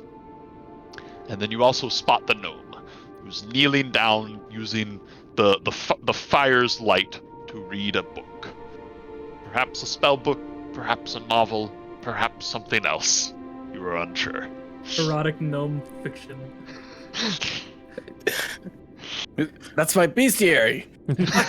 Wait. My favorite fictional book. My favorite erotic fictional gnome book, The Bestiary. Okay. I suspect there may be some sneaking in our future. Yeah, ambush time. Yep. And just as a quick repeat, there is not a path here. There is forestry in every direction. How close is the forestry to them? Like, forestry, like, all the way up to here? There's a bit of a clearing around the specific camp they picked, but only about 20 or so feet. Okay. Well, then I would like to sneak up as close as possible. I want to Same, get using into the underbrush. a spot where I have a How clear far is shot 20 with feet? my bow. 20 feet. 20 feet would be here, but Eh. also, you still will require a stealth check, just moving up that. Everyone except for Kalat. As long as I say is this all underbrushish? Is that what? Up What to was it? about 20 feet away Okay. from any of them, you will be able to find a path that includes underbrush. It's not all underbrush, but there is a route to take to get there, basically. Sweet. Do that. Wave, I know you mentioned something about shooting, but I didn't hear all of your sentence. Sorry. I just need to get to a spot where I have a clear line of sight to shoot my bow that is currently poisoned at the gnome. Yeah, there's like sporadic places throughout where you would be able to. So really, any position you'd be able to find a spot in. Okay, how about not here? Okay. Or here? Yeah. And Gerrit? I would also like to, probably following in Five's footsteps as much as possible. I will try to preemptively drink one of my my bestial elixir on our way, because it lasts for 10 minutes now, so I can do that sort of thing. Plenty of time. Oh, that's nice. Yeah, it's great. And I'll have one of my fancy new mist form elixirs and an alchemist fire ready, and I'm just gonna get as close as I can, right up here with Fives, most likely. All right. Then if everyone is ready, we will not roll, or let's see, we will roll for stealth checks for Fives and Gerrit. Kalat has the sneaker feat. He doesn't need one. Wave, you're far enough away. You're not at risk. I already rolled my stealth check.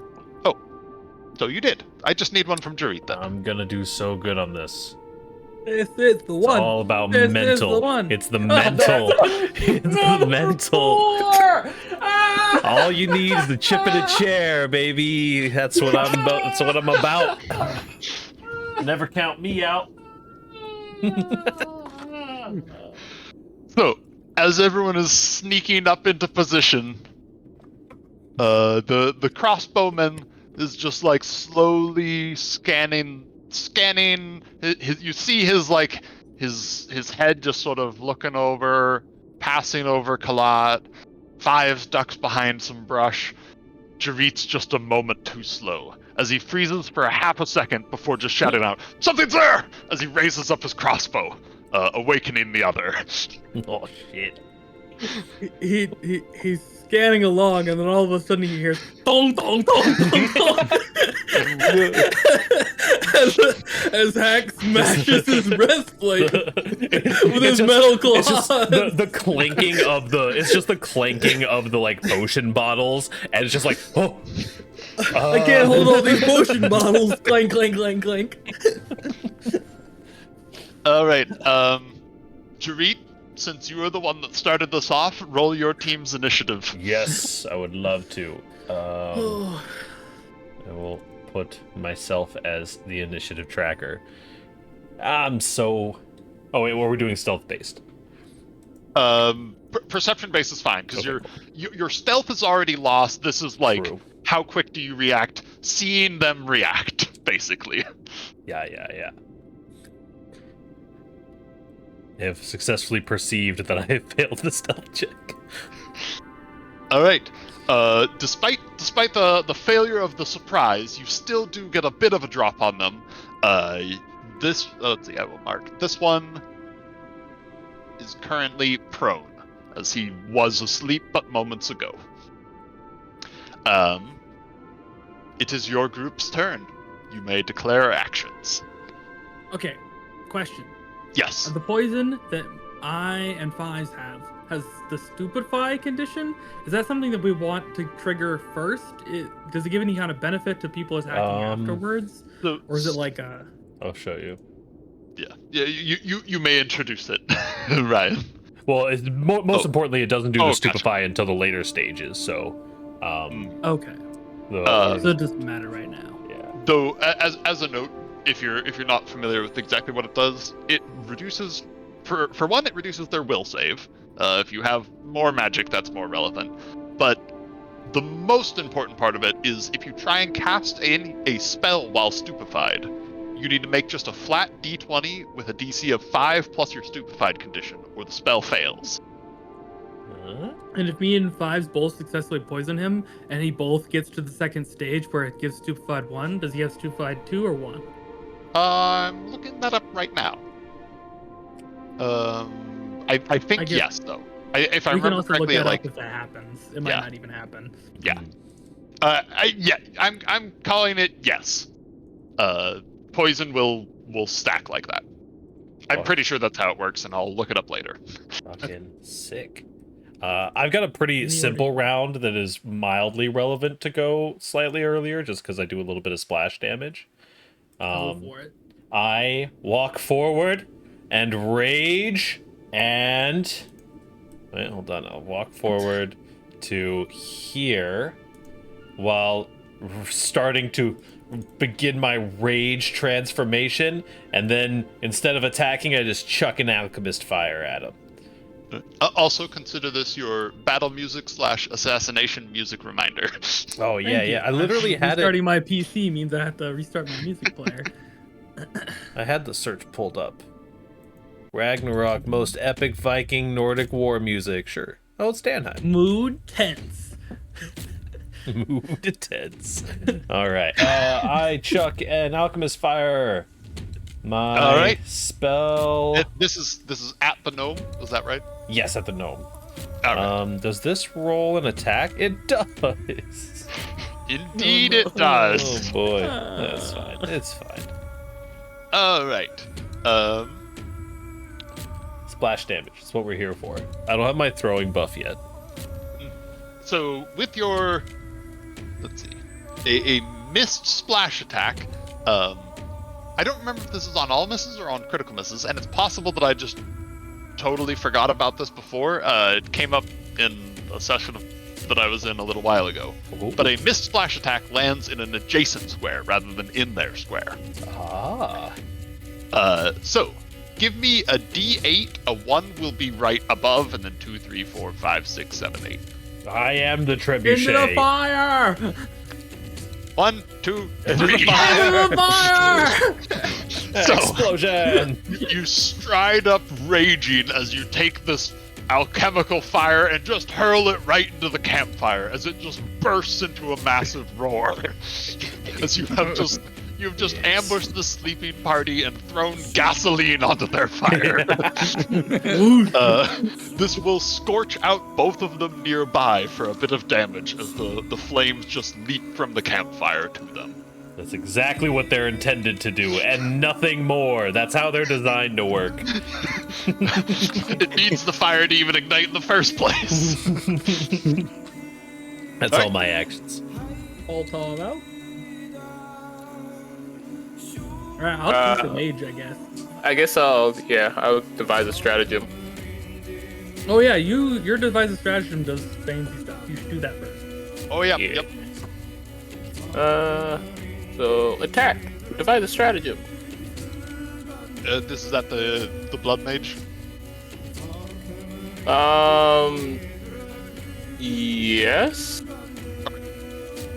Oh wait, Those are I have to move. I have to dramatically move. different damage numbers. I completely forgot I have to move. Indeed, they are. There we go. Double. You move up. You devise a stratagem. With Oh wait, that's not. Okay, I want to be 20. And is that adding your intelligence bonuses and stuff?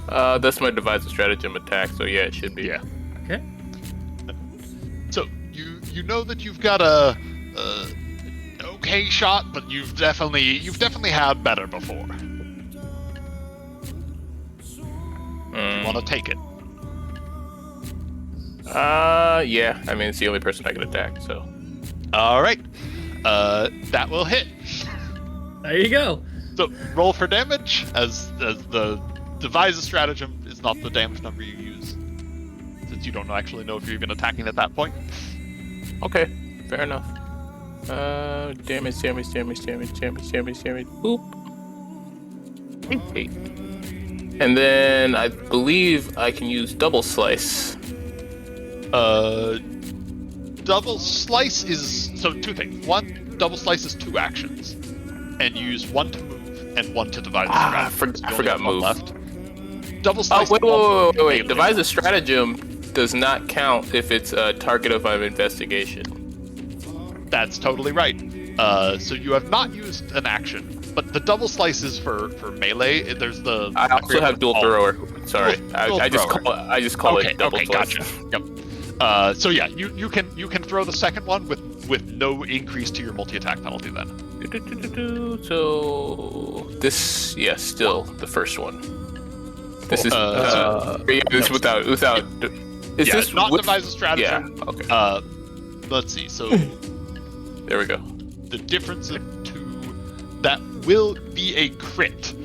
So I will take that first roll of 20 as you just hit him right in the neck with your follow-up attack. Yoink. And he is also. Tell me where Dovin is. Blah. You did poison this, right? One of One them. is poison. Yeah. So what is that, Ryan? It's a grave root. It's a DC 19.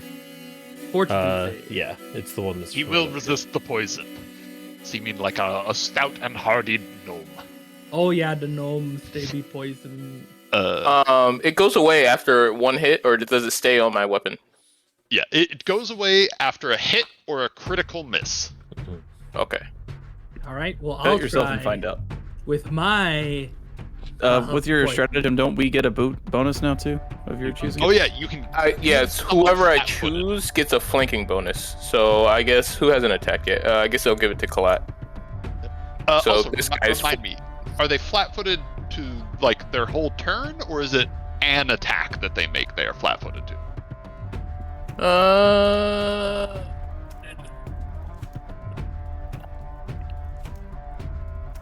Is it this one that I'm looking for? Not that one. I'm trying to. Expedition. Nope. There are too many things that investigators can do. Yeah, They got a they lot definitely of get a buttons. lot. Shared stratagem. There we go. Yep, that is. When you hit a creature with an attack, On the designate next one attack, ally. doesn't- Yeah. On the next Okay. attack, the designated ally makes. Collat or wave? I chose Colette. Alright. Actions? I want to shoot him. Well, monastic archer stance, then shot with flurry of blows, and then shot. Okay, so 3 total shots. Yes. The first one being poison. All right. Just as a note, this is one of those times where it takes a tiny bit of just like. Don't consider it as a single poisoned arrow. You have poisoned your weapon. It is kind of in the narrative how many are poisoned. It will last until you get a hit or a critical miss. So if you miss and then you hit your second shot, you had enough poison for 2 arrows. Cool. I just realized I crit with one of my attacks, so this kicks in. Oh, where I get to learn a weakness if I use disguise strategy. Oh wait, maybe not, because I crit on the non-devised stratagem. Due to devising a stratagem. Yeah, never mind then.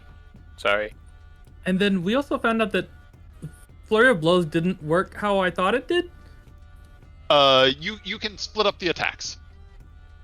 That was the distinction. Split up the. What do you mean? Like Oh, that was the thing. I still get you the can penalty. shoot one and then shoot the other. Okay, I do get the multi-attack penalty still though. Correct. Okay, cool. Yeah. So Generally, things that make 2 attacks will be 2 actions if they don't have the penalty, or 1 action, but you do have the penalty. So pew pew pew.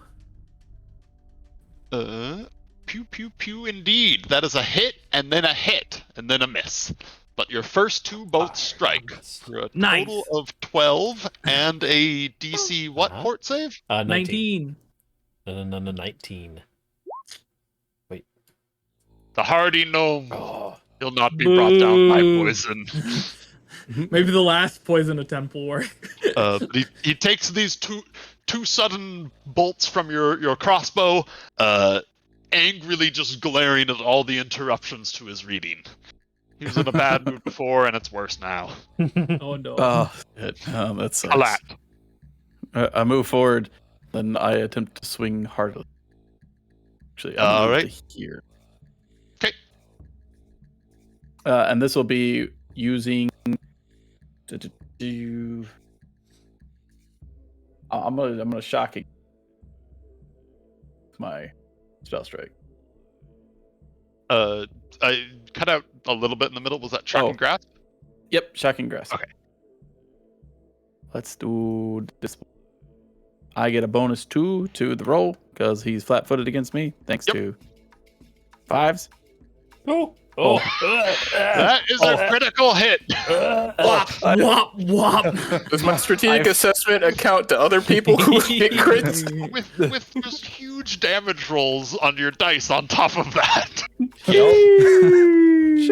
So 2 off max. 44, and then And then crit your spell. Yeah, this is critical. Another 44. As you just, all right, describe how you do this. For 88 damage. Insert meme of Doomer just adding a 1 shakily in front of this guy's HP. 188. He's bloodied. Congratulations. I'm still reliving the failures of like that last combat that we had. Just I couldn't after the first little bit of engagement, I couldn't get anything done, and just in a righteous amount of fury with all the like not knowing the new amount of damage that potency runes give. I just go to hit him, but he has no armor, and there's nothing stopping it, and it just keeps going, and then he just detonates with explosive electricity in the middle of him. Are there bloody bits of gnome flying around this campfire now? Sudden expulsion of electricity from him just rends him apart in a gruesome scene. Oh, could he make a DC 19 fortitude check?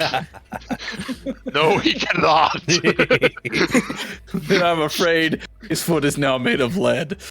He He does pass the check, but also dies. So who's the real winner? Wait, is he dead? Yeah. Yes. Oh, he- crap. he is He's dead. just dead. Information. His brain just exploded. It is 88 damage makes people dead. Plus 2 fire damage before that. Let's not get too ahead of ourselves. Non-lethal. Yeah, I did something brain too. damage. We stopped at the 130 damage from your collective opening volley. Ouch.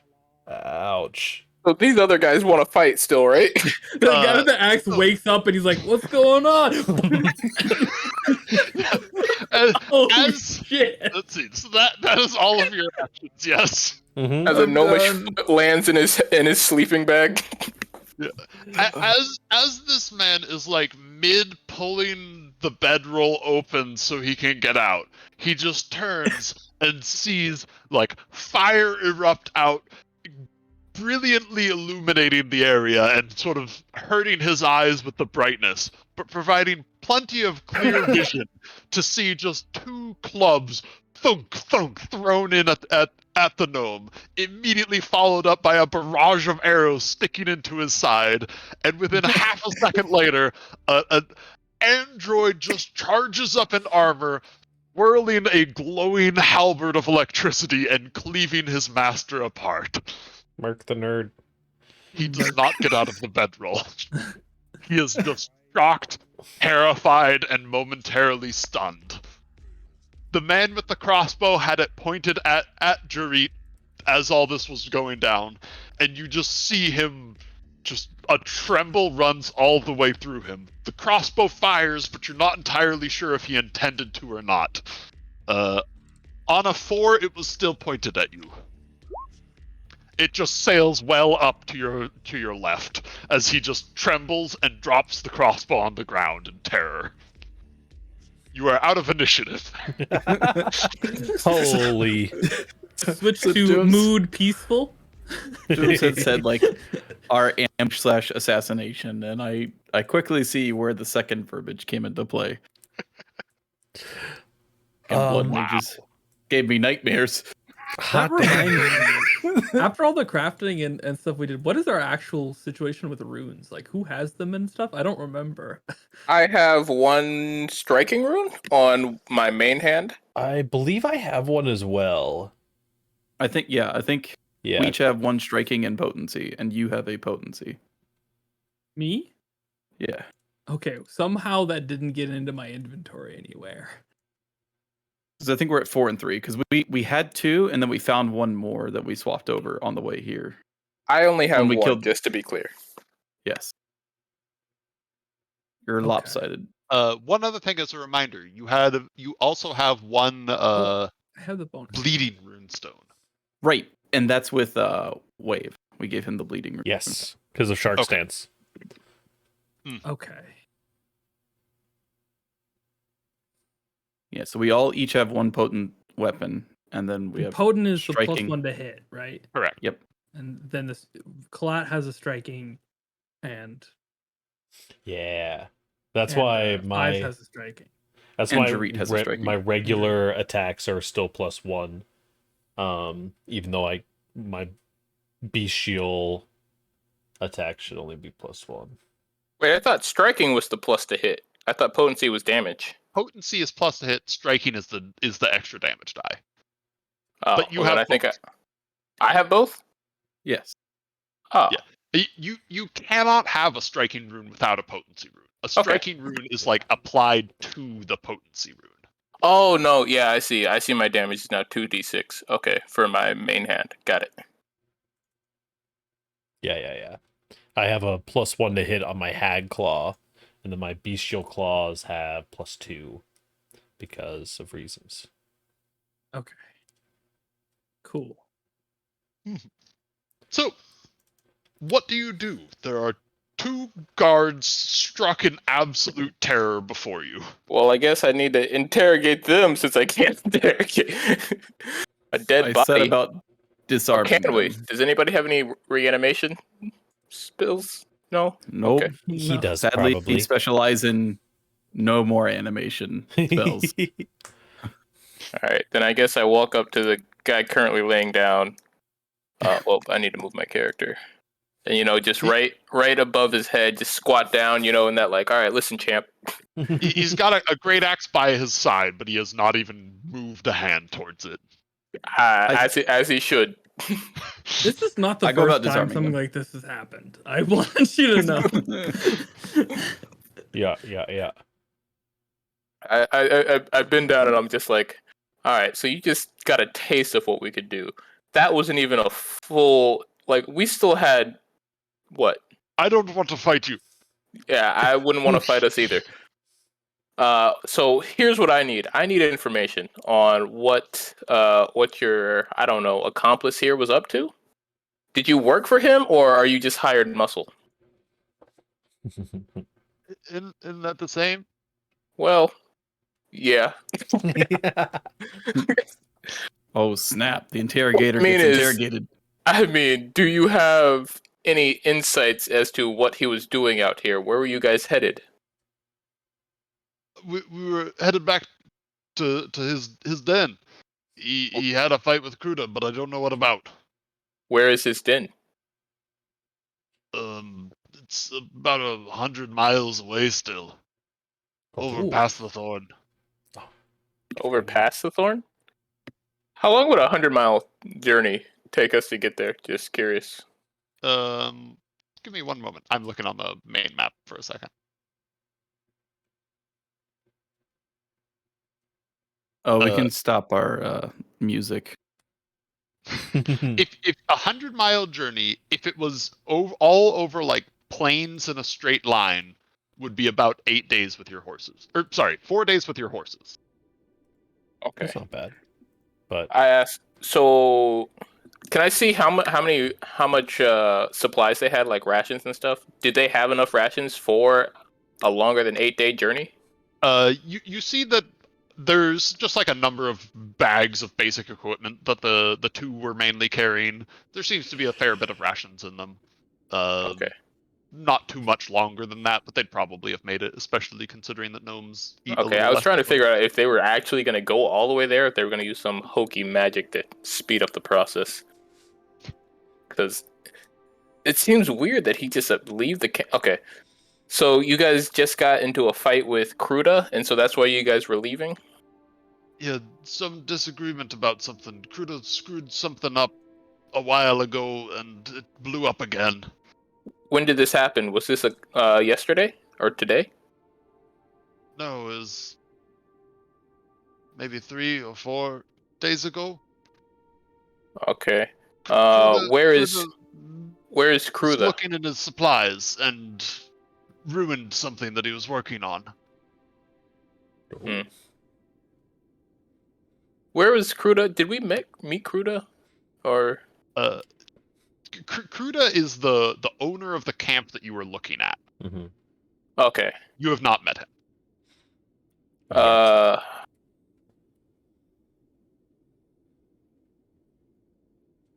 Oh, here's a question. How strong would you say I can't remember this guy's name. The mage. That's because it's a difficult to pronounce gnomish name. He is Shamin Galfainshua. Oh yeah. yeah. The Alright, your gnome boy here. is- Your boy. How strong is your boy. boy here compared to Kruda? If they were to fight, who do you think would win? Well, what do you mean fight? He's they can't anymore. he's not exactly a warrior. Kruda is. Okay. Okay. I didn't know if, bringing back the body and just throwing it in the middle of camp would instantly, gain us some respect. I mean, Kruda they're might showing thank us you. respect. Yeah. Well, also, what body? I'm only a medical expert, but I don't think anyone would be able to recognize this. Just, it's only my professional opinion, but I pick up the Blood Mage's book. Ooh, I good start question. looking it over with Gerrit. Is there a stag necklace with this guy? There is one around the necromancer. I'm taking it. What is that? 3 now?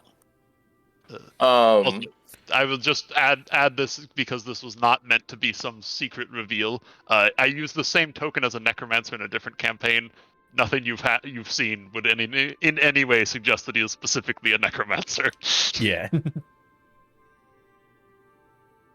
Wait, I already have 3. So is this the 4th one? I think Do we there's have gotta be 4? at least 4, yeah. Because we got from the tiefling. Then did we get one from Cirlo? I think they just haven't all the bandits had them. Not all the bandits. It has been basically like the upper bandits that have had them. Okay. And then this one. So yeah, we have 4. I don't recall if Cirlo had one or not. Haps had one, who was like your very first fight, still at Oleg's. The one in charge had one there. I don't recall where the fourth one would have come from. That would have been the Perhaps brother Hero had it. from. I- Fruta. Oh yeah. Yes, Okay. that's who it was. Yeah, is that either that or I think we might have found one on the body that was in the spider den. I think had one, potentially. That's right. Yeah.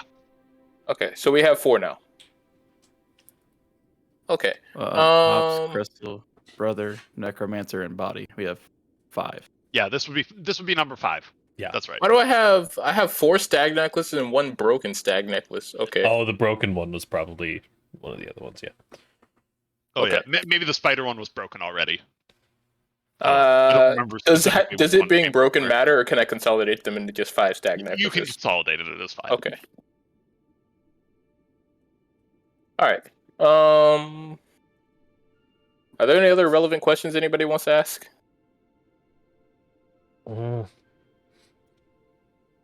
Apart from where his den is and Yeah, we anything asked relevant it. to the. It was 100. Oh, how many people are left at the camp when you left?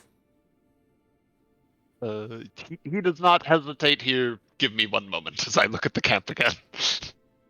Yeah, they're probably like not in good favor with the camp, so they probably don't give a shit about that. And anything that would get them out of here alive, they probably are really, really able to divulge from. And also, He's yeah, still got I'm 6 definitely. Go ahead. Sorry. Oh, he's a Kruda, and he's still got 6 men. Okay. 6 What were you men saying, like Ryan? yourself, or fighters? 6 fighters out there, or 2 fighters and a couple of cooks? Kruda doesn't take those who don't know how to fight. Okay, fair enough. Where does he keep his whiskey? Oh, They just sort of like pause for a moment, seeming to think. I know he was drinking, and they sort of bounce back and forth between each other for a brief moment before one of them says, "I think it was did he get it from the cart?" And then the other one nods. Yeah, there's a cart inside the camp? near the southern hill. Yeah. Okay. I would like to use my ability, provided it's also been long enough. Mhm. Nanite, sir. Shocking Or- grasp him again.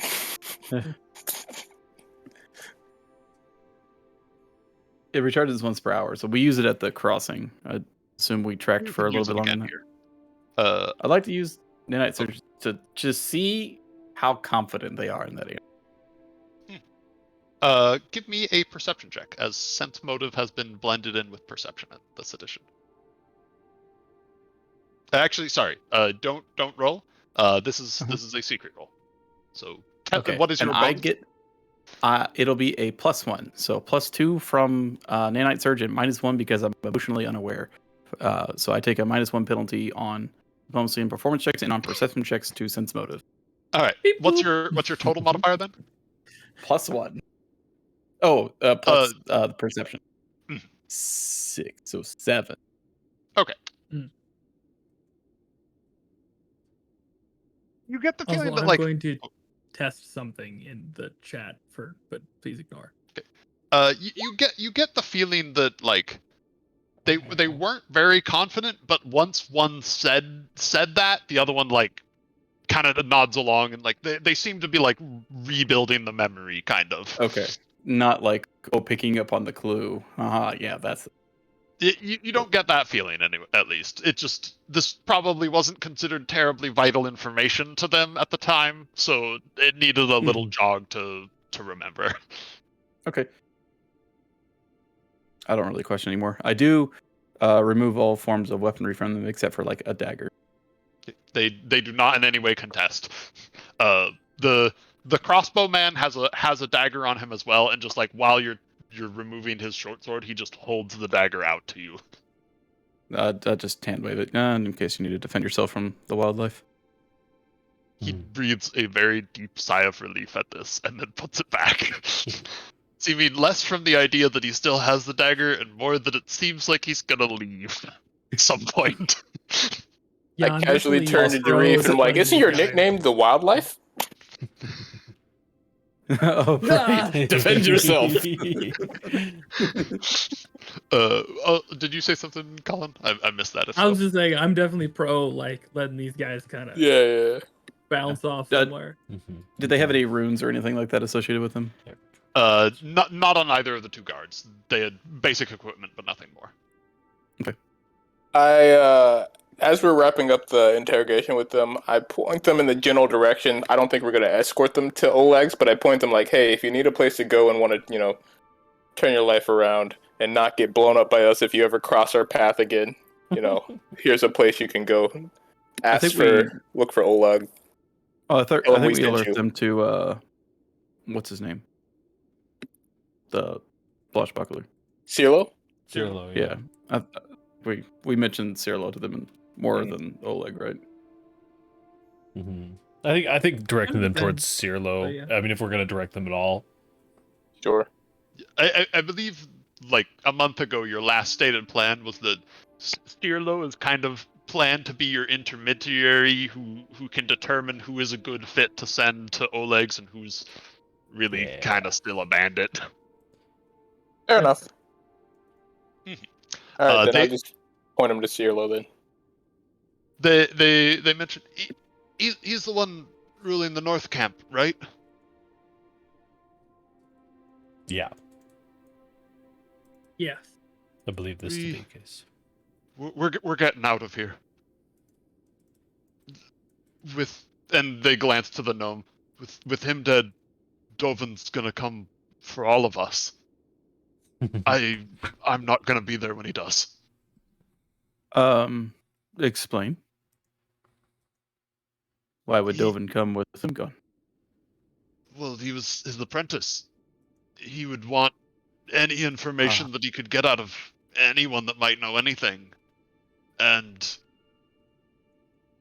he just kind of winces. I've seen his interrogations. I imagine they're a lot worse than ours. Probably longer too.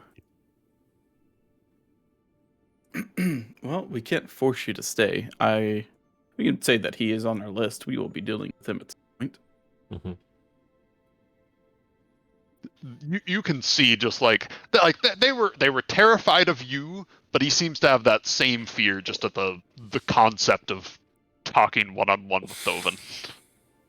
Yeah, I imagine these guys probably like, yeah, we're scary motherfuckers, but like in the moment, Blood they've been mage, scared though? by this other guy for years. Like they probably are very skeptical that we could probably even not just get murdered by the other guy. True. Yep. All right, Alright. I got nothing else. Nope, Yeah. I'm good. Now we know, I guess we're just gonna head back to the camp and try and take on 6 people plus a big baddie. You probably rest I- and then Yes, I recommend resting because I can provide us with the potentially the perfect poison for our situation. This is our You camp know- now. Do you know if Dovin can work off of his marks? Oh. What do you mean? Has he marked you guys? He seems like momentarily surprised that despite having your overwhelming strength and just killing this man, you're not familiar with what he's talking about. But then he kind of pulls up the sleeve, revealing on his forearm there's just a symbol. It's not of anything in particular. It's more of like a rune than a drawing. Okay, I take out my book and I sketch the symbol, investigator notes type stuff. Anyone may make an occultism check as a note. That's me. That's not me. I'm in there. This is still considered following your lead, so you'll have a +1 on this 5s. Cool. Right. Does then anyone else hand have over it, the- or is that you? I'm not a cold boy. I don't think I No, do. I'm not trained in occultism, but I do hand the blood magic book over to him to compare notes and sources with. Yeah. So, fives, you recognize this as a mark of binding. Essentially, for the one who places the mark, and only the one who places the mark, he is always considered adjacent. Essentially, you could be miles away and cast a harmful spell into one of these marks. That sounds bonkers a little bit. I'm not gonna lie. That sounds really good. That's pretty cool. You should learn how to do that. The implications are kind of intense on that. I'm not gonna lie. Who placed these marks on you? He just gestures briefly to the dead body beside him. Okay, wait. So these marks aren't from Dovin himself; they're from the gnome. Yeah. Mm-hmm. Okay. They were asking if we think that Dovin can use the gnome's marks to. Oh, so with my knowledge of that spell, You would know no. that they cannot. Okay. I tell them no, they're fine. There's a quite visible sigh of relief at that. Was there anybody else who was marked like you, or was it just you two? All of his. There's another 6 of us now. Oh, okay. I look for any marks of binding on the remains of the blood mage. I'll also speak up and then all of them are free. You should tell them. They sort of share a brief glance before one kind of shakes his head. What if Dovin gets there first? Then the other one immediately responds, we've got to get there before he does.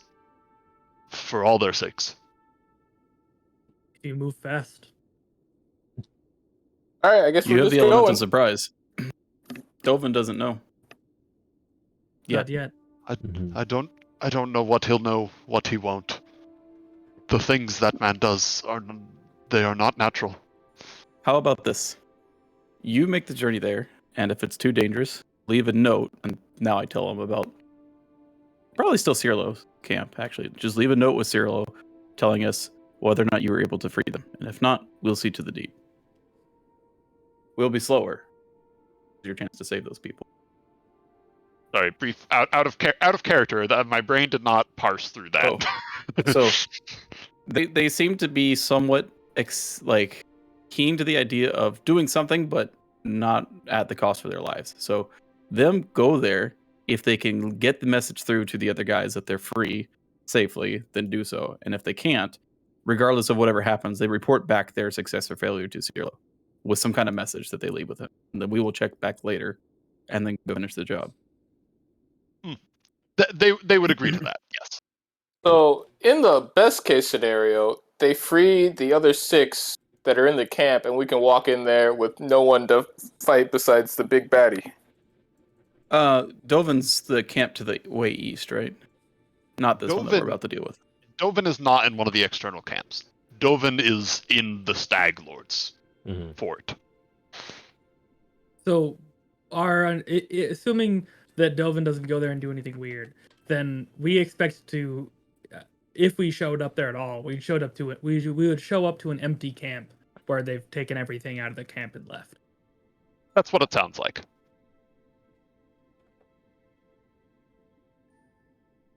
Sounds good? Okay.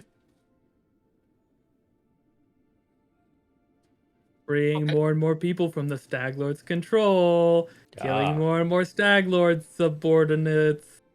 We're doing And the thing, expanding guys. our jewelry collection. Yay! Yeah. Hey, there's enough for everybody. Fabulous. Everybody one get a that was- necklace. The one that was holding the crossbow also says, are you just here for Dovin? Or are you here for Akiros and the Stag Lord as well? We don't know that name. Akiros? Yes, he's one of the lieutenants. Where is he? From what I heard, it's really just Akiros and Dovin that rule over this land. The Stag Lord spends most of his days passed out drunk in his bedroom. He Okay. does little in this land now. So it's 3 separate people: Dovin, the Stag Lord, and Akira. Akiros. He's Akira, sorry. a strong warrior. Does he Okay. stay in the Stag Lord's camp? He gives a nod. We're here for him. We're here for all of them. From what I've heard, overhearing Dovin and him speak, and gesturing to the gnome with that, Dovin and Akiros despise each other like no other. They both wish to control this area. Interesting. And with Dolvin's apprentice dead, maybe Akiros will start to make a move. Perhaps. I'm not sure. Or maybe we Akiros- see the doubt that Dovin's apprentice was killed by Akiros. I don't know either of them well by any means, but from what I've heard of the men that are stationed with them, Akiros has true loyalty with many of the men. He has taken risks to keep them safe, has taken care of them. They are as much as they respect him, however, they are as terrified of Dovin. So what is there any kind of way to distinguish between people who are in Akiros' camp versus Dovin's camp? I don't quite know. Perhaps with a little bit of investigation, we could plant the seeds that maybe followers of Akiros killed the apprentice. We can Dovin's people know it, and then between that and perhaps more of Dovin's people leaving him, he gets pissed off and does something. That seems like something Wanting that Cirlo could maybe arrange. I agree. Akiros is very orderly. All of his men, he has a ledger of some kind, I've heard. He would know that none of them were here. But Dovin wouldn't. Maybe we could forge some.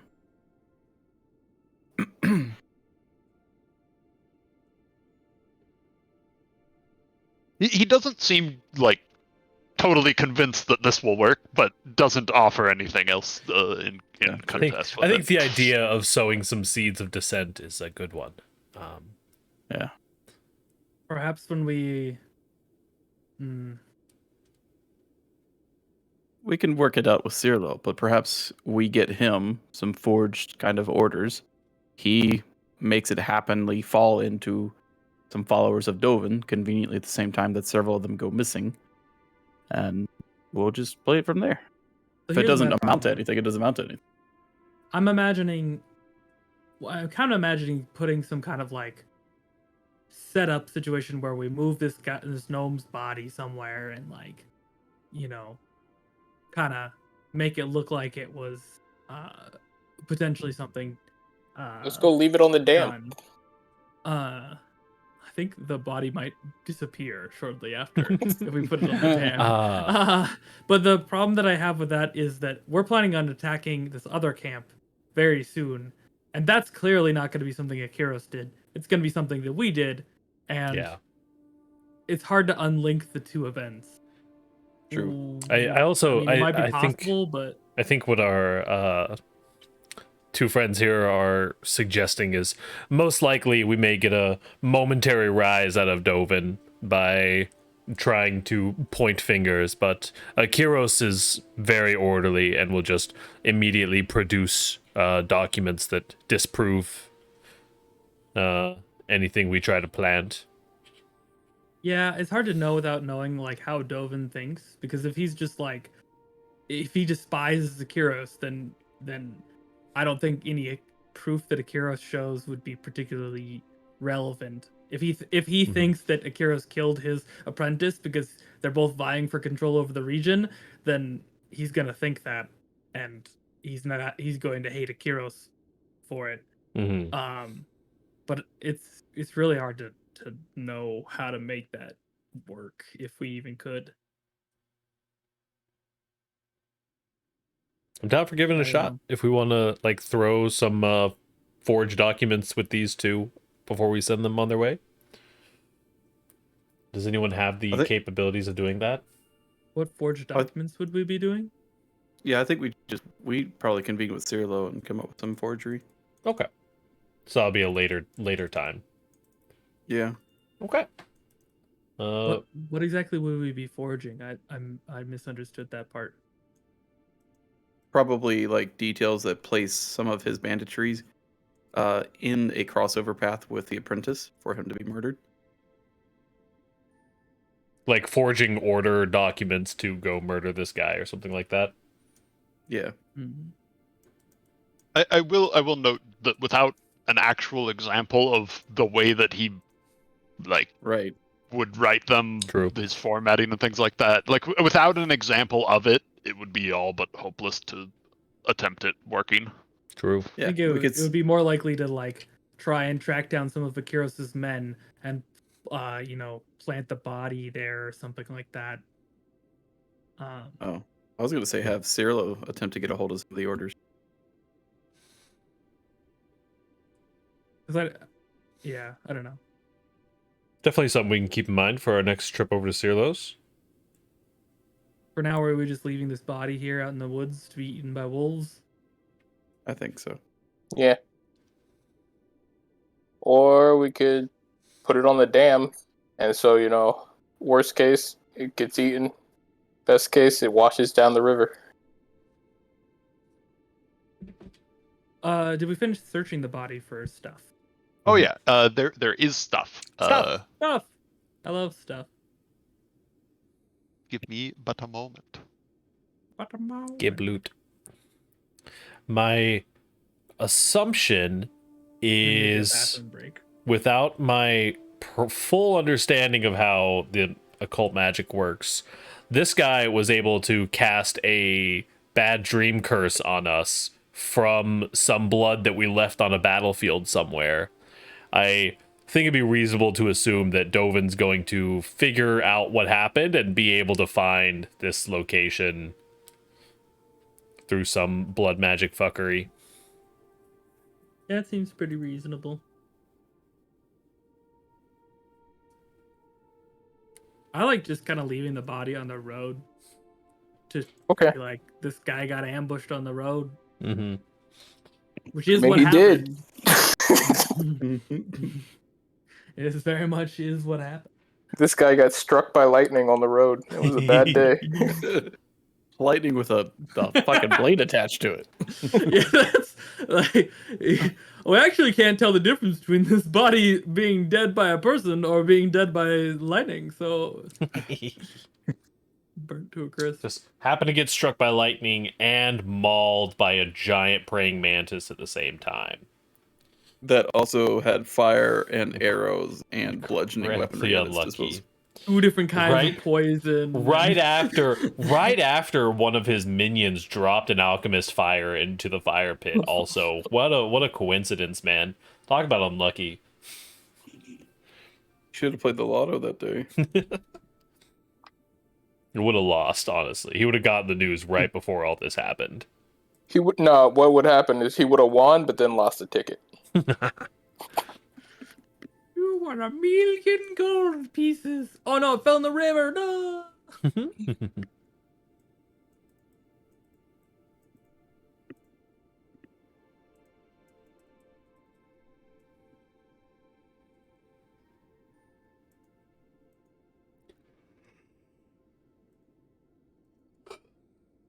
So, for me, when we get there... Oh, stuff. 4 books. A wand of grim tendrils. A mentalist staff. Fucking mentalist, dude. What number am I thinking of? Wavy curved ritual dagger. Coin purse with 12 gold. Let's go. That's hype. We're rich. And both of those numbers are evenly distributed among 4. Among 4s. Wow. So to get to a little bit of our planning for the actual taking of the camp, if someone is willing to try to sneak in there, I have a couple of things that will help with that process. Specifically, back to that map just so you can see as you're talking. yeah, specifically, Toad Tears, which is a pretty good. It's not injury; it's actually ingestion based. I have that mistyped in there. But if someone can get to the cart, I can make 2 doses of this, and you can poison 2 things to give us 2 shots at it. It's a DC 19 fort save, and it lasts for 30 minutes. But if they hit stage 2, they're confused for 1 minute, which means they can't tell the difference between. You don't treat anyone as their ally. And you can't delay, ready, or use reactions. And you run around attacking wildly. So we could potentially set this guy up to make himself an enemy of the entire camp and That sounds fun. then bust in. Also, as a, I would also give, if someone was sneaking in, one of these, just in case things go poorly. Brian, I'm not finding the Wand of Grim Tendrils. It is so Grim Tendrils is a spell. It is a magic wand 1st level spell. The spell is Grim Tendrils. Gotcha. Which is a 2-action occult spell, arcane spell, where tendrils of darkness curl out from your fingertips and race through the air. You deal 2d4 negative damage and 1 persistent bleed damage to living creatures in the line, which is a 30-foot line. So it's like a dark lightning bolt. Okay, Each so living creature in the line must attempt a fortitude save. Critical success, the creature is unaffected. Success, the creature takes half the negative damage and no persistent. Failure or full damage. Critical failure, doubled the damage. so does this mean that this wand can only cast this one spell? Yes. So Okay. the way wands work in 2e is every day the wand can cast the spell 1 time. You can also cast it a 2nd time, and it has a 50% chance of breaking the wand forever. Okay. So you've got 1 guaranteed safe, and 1 if you really need it, you can take the risk. Who can use the wand? So that is something that I was actually about to mention.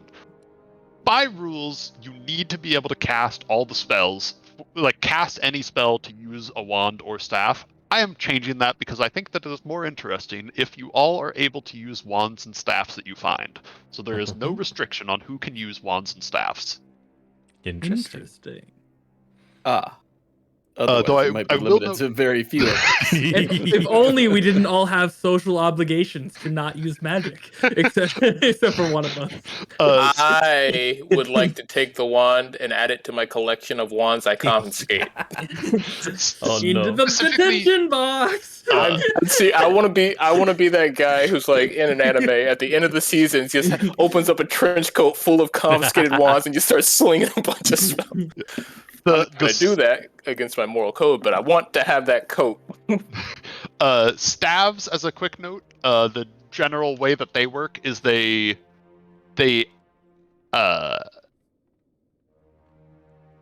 like, okay, sorry, give me a minute. I feel like I'm gonna just lie, so I'm gonna get this straight first. Yes, we should figure out what stabs. Is this a good time for a short break? Yeah, this is a great break time. Perfect. All right. Into the thick of it.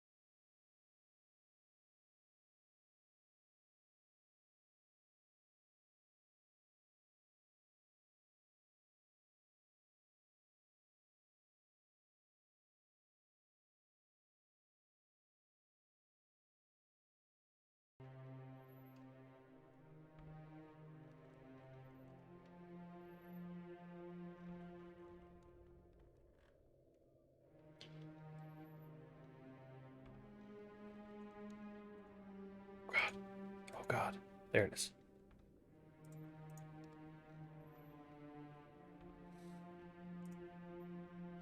Into the tickle bit. Oh. Oh.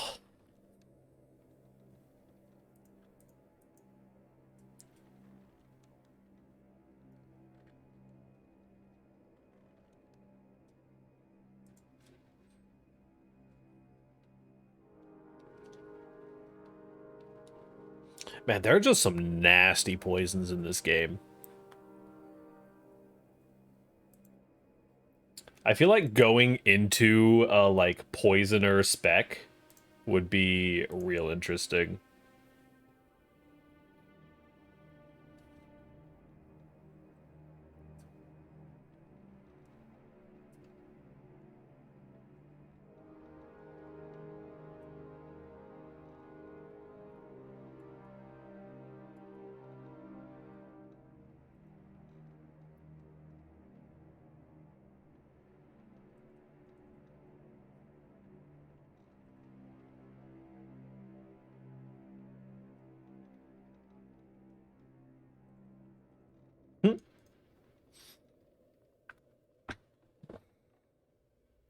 Onset 10 minutes, maximum duration 5 days.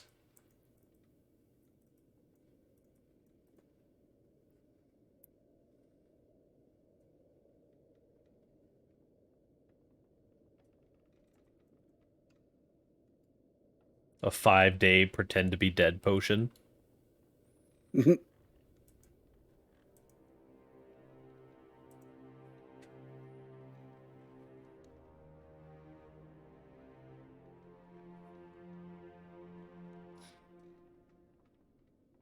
I feel like the biggest thematic problem with poisons is that the coolest ones are the ones that people have to ingest.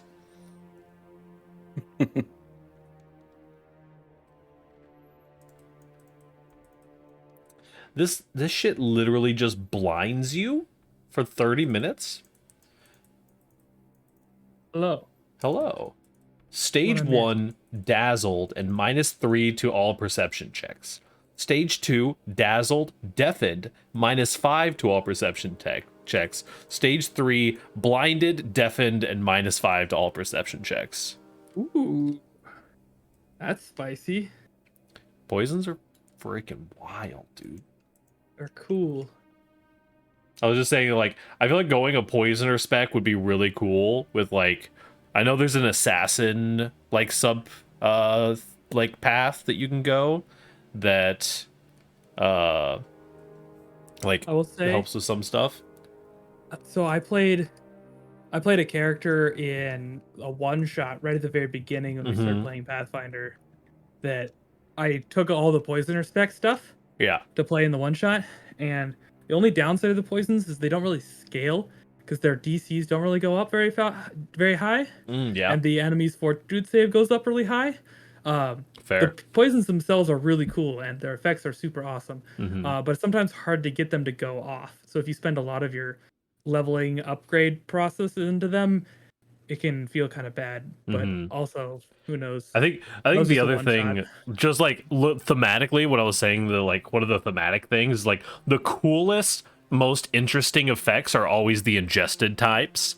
So Yep. it's like either like all of the injury ones are all just like, oh yeah, you do some damage. All right, cool, whatever. But the ingested ones are like you go blind for 30 minutes. I love ingested poisons. Yeah. One other note with poisons, there are a few routes to get the DCs up a lot. Like Toxicant Alchemist is a different archetype rather than the mutagenist that you are. But one of their features is just all of your poisons use your class DC instead of their DC. So even your super duper cheap level 1 poisons later on, they have as high DC as everything else does. I think it's just if you were going like, I think I was like playing like a rogue or something. It's harder to have just like taking a side archetype thing and or something like that. Yeah. I don't know. Cool. So did you determine how stabs work? Yeah. So the quick answer. So this particular staff is a mentalist staff. whoever holds it can just cast the cantrip Daze at will. You just have that as a spell now.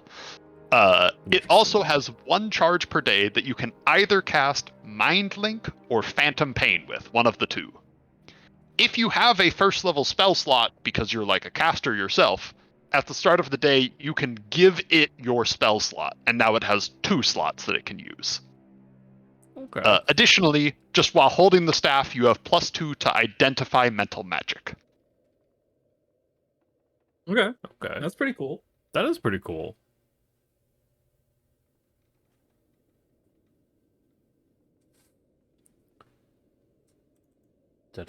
Dun.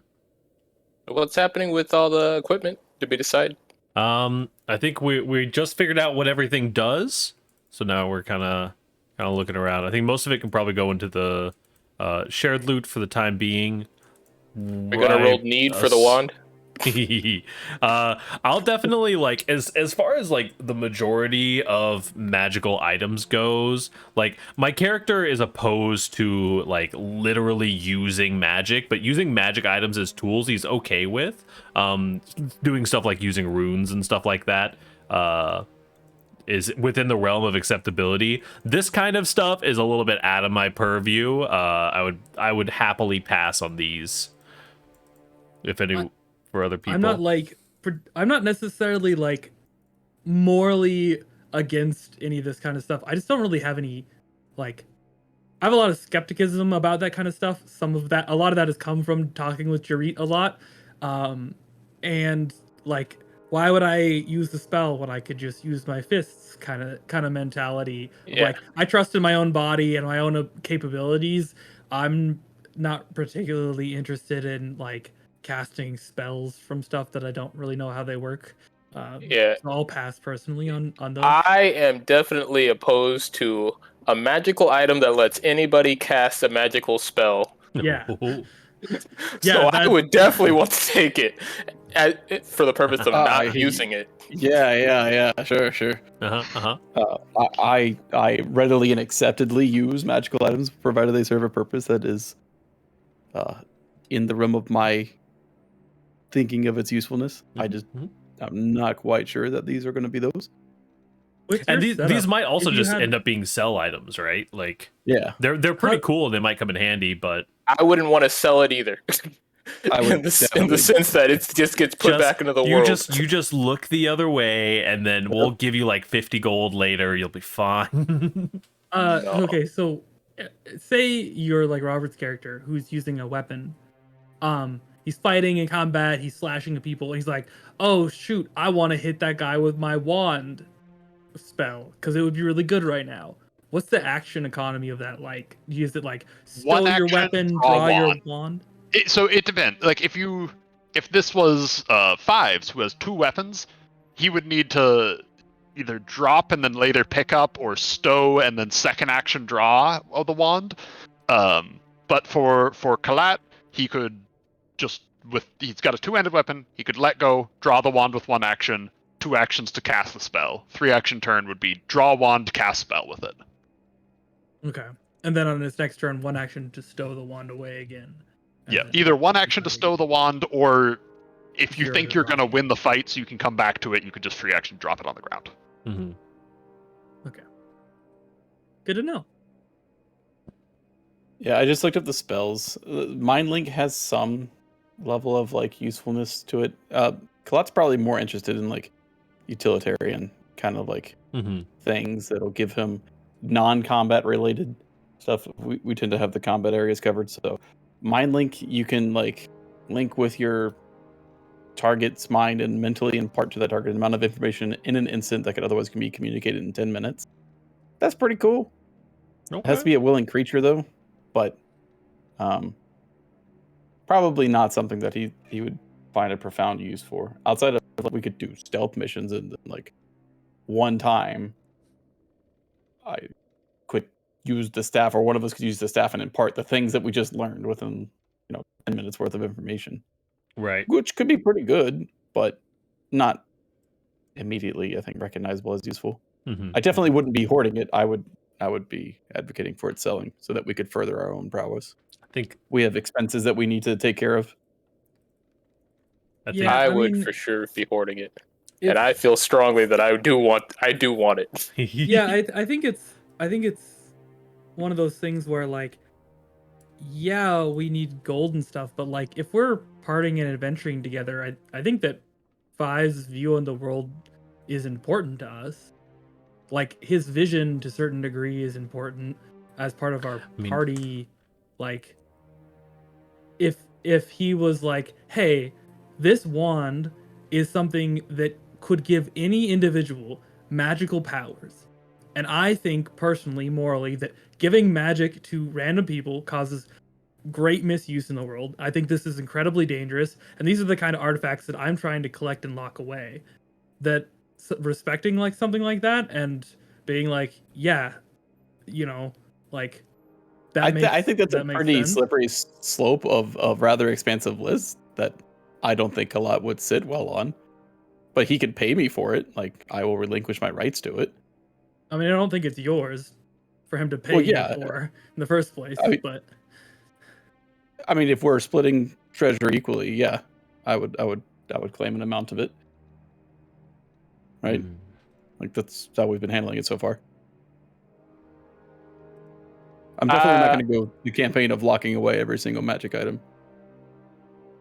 It's not the locking away of every single magic item. It's more of it's the sense of the fact that anybody can use this, whether or not they've been trained in it, without any, you know,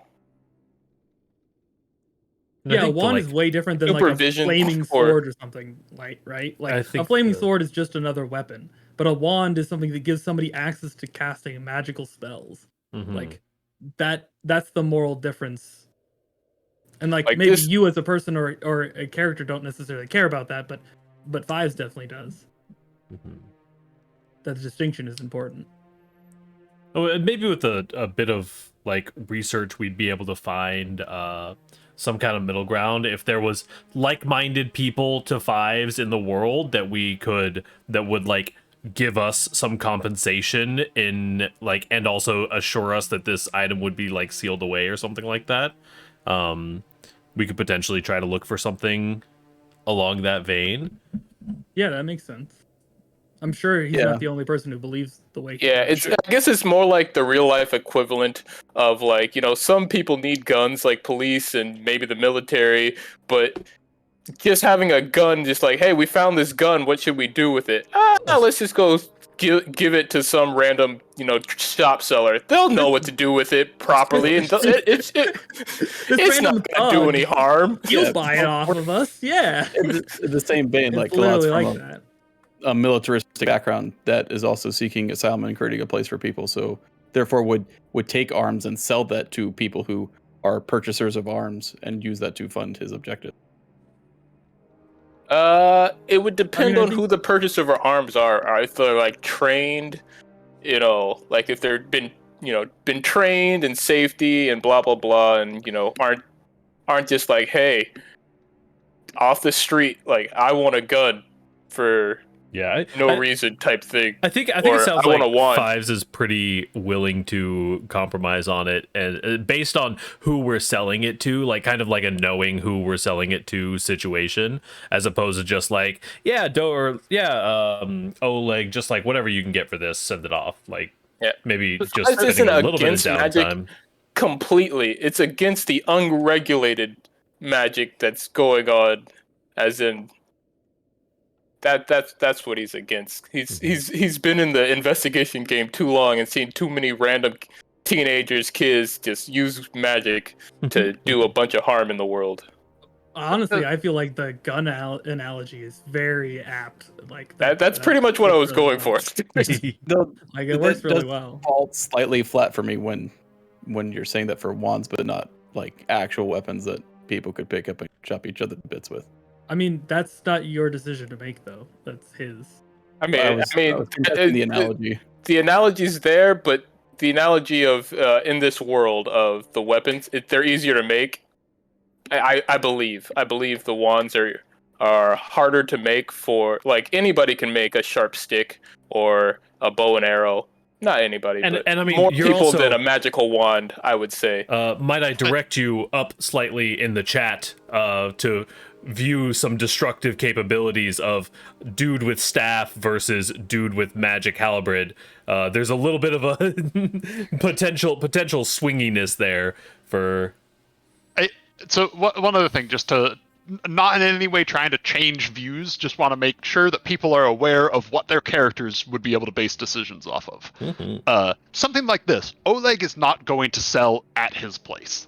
Like there is in no way enough total commerce there that expensive magic wands are going to be something he holds on to and just sells to like a traveling person that comes through Oleg's town or Oleg's fort. This is something that would be sold to Restov.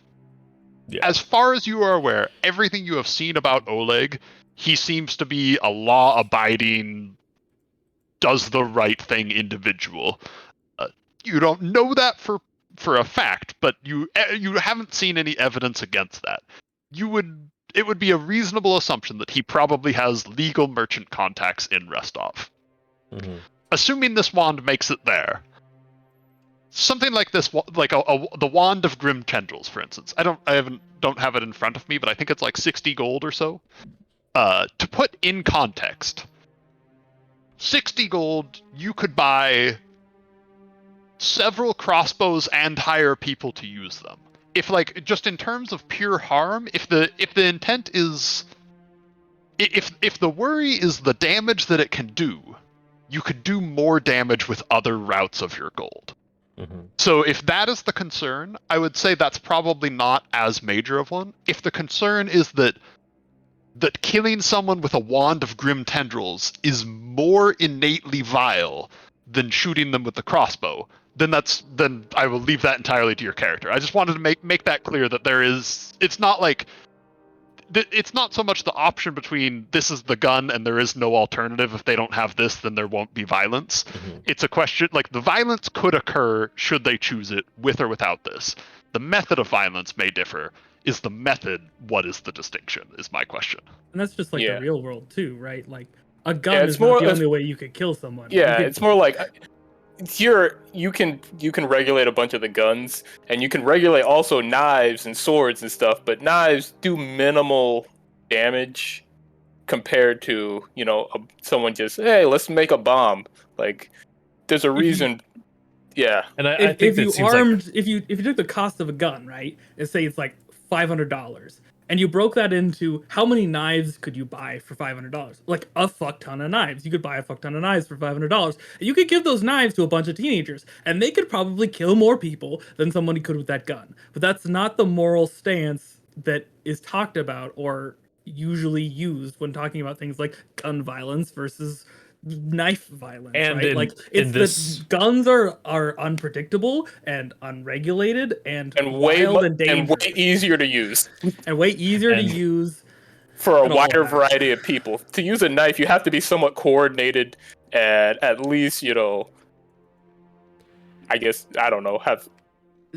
You know what I'm saying, though. Unpredictability and dangerousness and chaosness that comes with things like magical wands that cast spells and literal mages casting spells out of spell books and stuff like that needs to have some kind of like extra step to ensure that the right thing is done with it and that it doesn't get in the hands of some wealthy noble who's like, I have 60 gold. Yeah, I'm fucking rich. I'm going to buy this for my teenage son and give it to him and he's going to use it and kill somebody with it because that's what he keeps seeing in the field is that some rich dad buys this kid a gun and his kid shoots some random guy in the street with it and that's what has got his moral stick up his butt.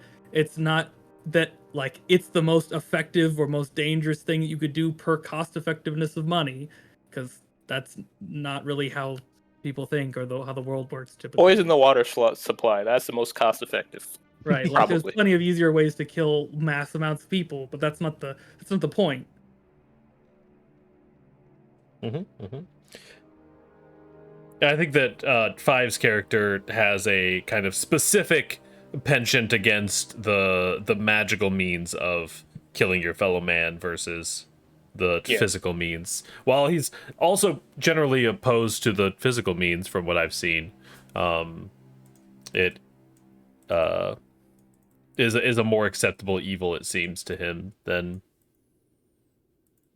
I don't know if it's more acceptable. It's just it gives the other person more chance to defend themselves. I guess is more apt.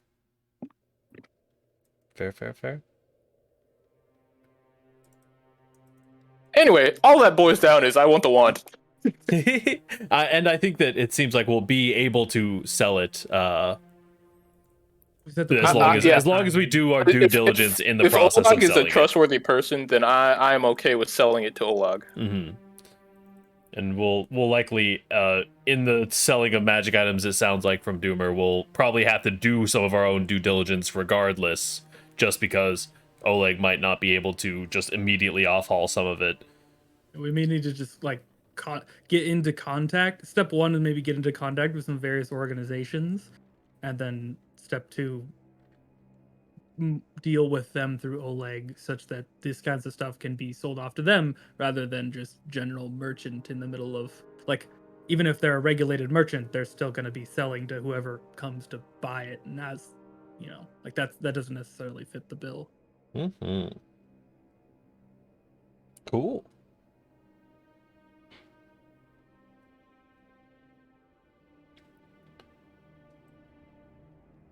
With all that said, are we ready to continue? Yeah.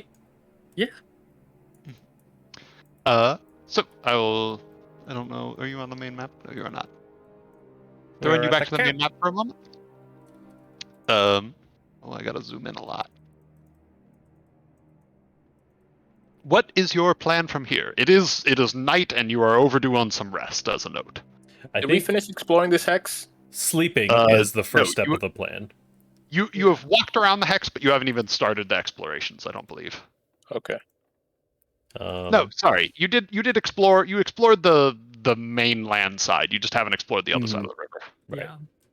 I think that sleeping for the night is our step 1, and then tomorrow moving towards the camp and maybe executing someone sneaking in. I think so. All right. The two that survived the ambush, it is night for them as well, and they would ask if they can share the camp for the night. They ambush at night like we did them. He uses his own shocking grasp. He uses that dagger you gave him and stabs you for 88.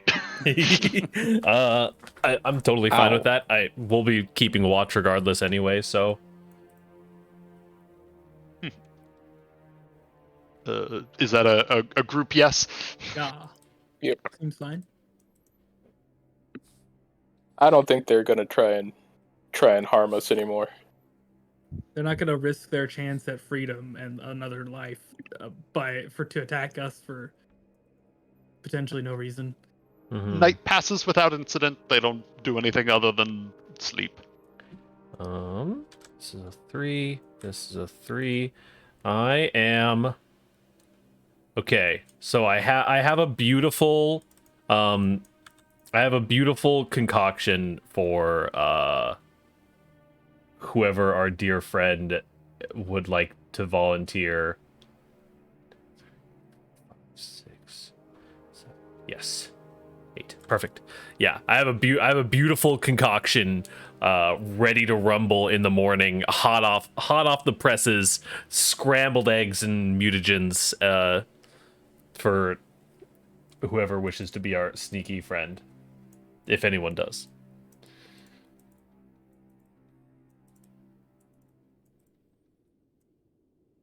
Now we transition to the next day. Probably Kalat's probably our best sneaker at the moment.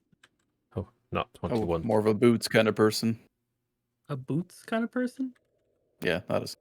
Oh, fair.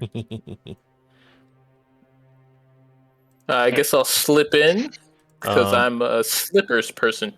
Haha, got him. I wear Crocs. Okay. So I wear clogs, apparently. Exclusively wooden shoes around here. They're They're like steel-toed claws. Why? With the bells. Why would you need steel-toed clogs? No, they're already solid blocks of wood. Okay. So Gerrit kind of like excitedly sits everyone down. So when when someone decides that they can sneak in, we have the toad tears pointing to the 2 vials. I have 2 doses, so you should be able to poison 2 separate batches. So we have 2 shots at it in case the first one doesn't work. In case you get unfortunately found, I have some other solutions that should be able to help you in the form of this Drakeheart mutagen that will not only make you more aware of your surroundings while you are potentially sneaking in and a little bit harder to hit, you will also be able to access a great burst of speed by metabolizing it properly. And the mist form elixir that makes you, while you can't use the mists to hide, you can use them to become harder to hit for a period of time while you run into our loving arms on the outside of the camp. Just if you get caught, which of course whoever goes would obviously not be getting caught anyway, but just in case, it's. I was gonna just throw up a sunrod as a flare and be like, "Come save me." If one of us sneaks in, how far outside would the other 3 be in the sense of, like, would we be able to run inside and help out in time? Or would it be like a multiple round thing before any help gets there? Bouncing to the map for the moment. You were told, or you saw that there are 3, like, raised up cliff positions in this sort of naturally defensible area. You saw that there are rope ladders leading up. Mm-hmm. If there are people up above, they would have a pretty good scope of vision around the area. You'd need to really sneak up to even get in the vicinity, even to be outside. Mm-hmm. So it kind of depends. Like, the safe route is that they are very far away, and would be a good bit of time before they would arrive.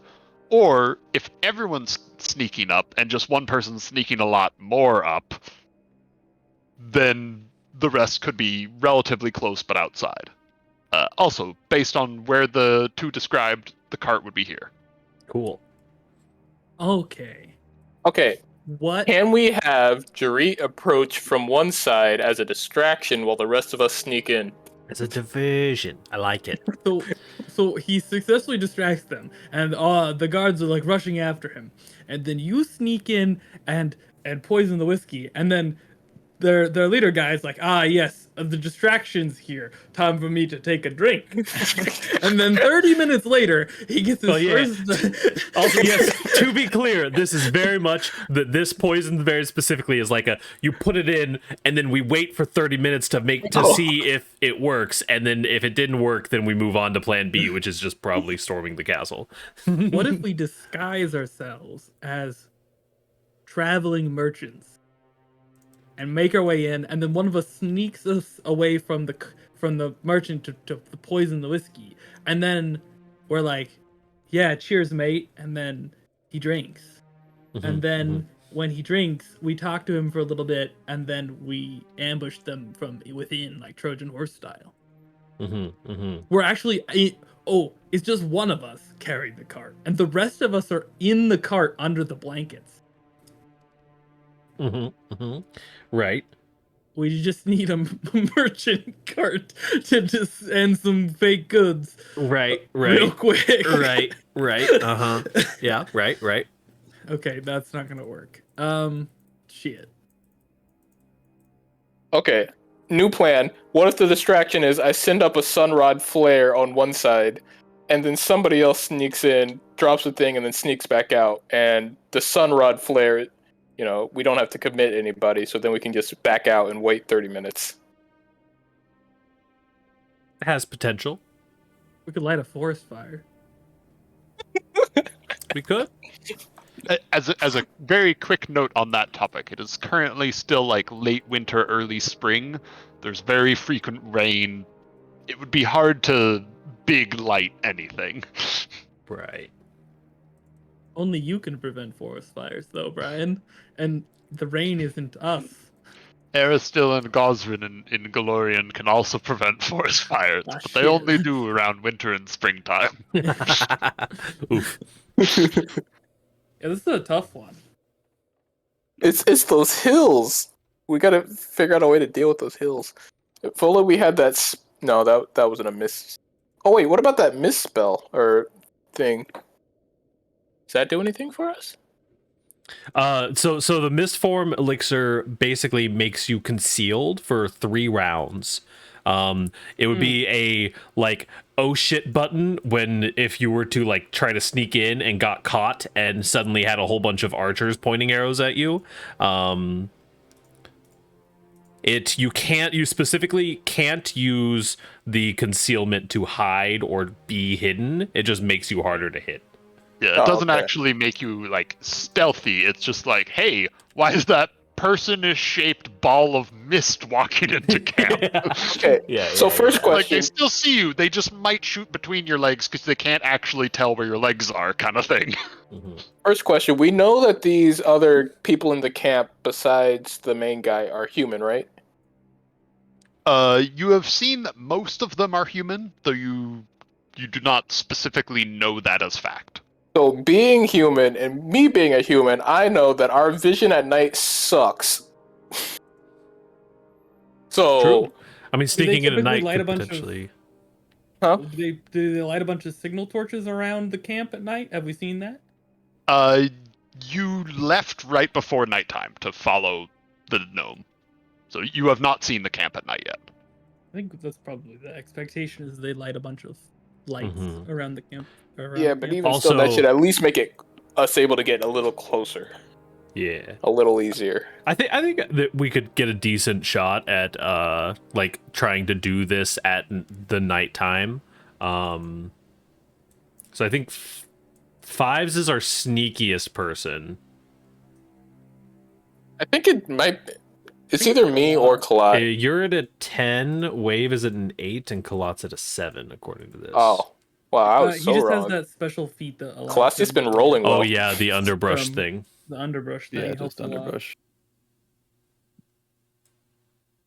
Would that be relevant in getting into the camp or getting through the So- camp area? Basically, Yeah, so keep going. I mentioned that the camp itself isn't cleared, and that there's a lot of like cover and concealment even within, which seemingly was set up for defensive purposes, but may end up helping Kalat a little more than expected. I think there is a minimum range that you need to stay from people. Is that correct with the feat? Yeah, like 10 feet. Okay. So they're also like the actual paths will have no way to use that feat. Like you would need it would be a stealth check with or without the feat, moving from outside to inside on these. Except from the north. The north would be the only kind of open point, which you could potentially stealth in. That would be pretty cool. What do you think? I'm partial to us all staying together and just trying to sneak as close as we can. If we all just get, well, maybe everybody except for Gerrit. And if we just make it in there, we can do the poison plan. If not, then we just start a fight. As one other note, there is no route in that Kalat could take without ever leaving underbrush if he's reaching the cart. Because crossing over here would be out in clear open if you Do we came know- from the north. But we don't know what the inside of the compound looks like as far as like people yet, right? Like we know That there's is 6 correct. people plus. So Yeah. we don't know where they're stationed. So there might be, under guise of night, the ability to just sneak over there and stuff. Yeah, it seems like a good Hold plan. on. Yeah, Yeah, I so was just I'm afraid making it of clear that just there's sending no- one person in solo without us being at least close behind to support them. Yeah. Well, we can all station on the north gate, right? Yeah. That'll be a quick route in without you guys having. I need to refresh my page. I think stationing on the north gate and my proposed concoction does give you if you use the final surge, you could move 4 times in 1 round Oh, okay. as a just like get the fuck away immediately. I've also got message as a cantrip Oh yeah. Okay. So that you I could can prepare now that we're not to sleep or do stuff. yeah. Okay. That sounds pretty sick. So I think I think we're using Kalat as our inside man. Oh, Yeah, for I did one not action. go down the right pipe. For one action, as long as I can see you.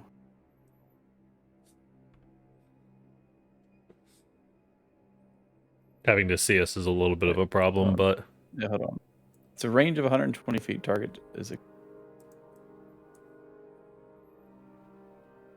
I mean, I think if the commotion in the camps just starts up, then that's probably our cue to come in. You yeah. mouth the words quietly, but instead of coming out of your mouth, they transfer directly into the ears of the target. While the others can't hear your words any better if you normally mouth them. The target can hear your words as if they were standing next to you.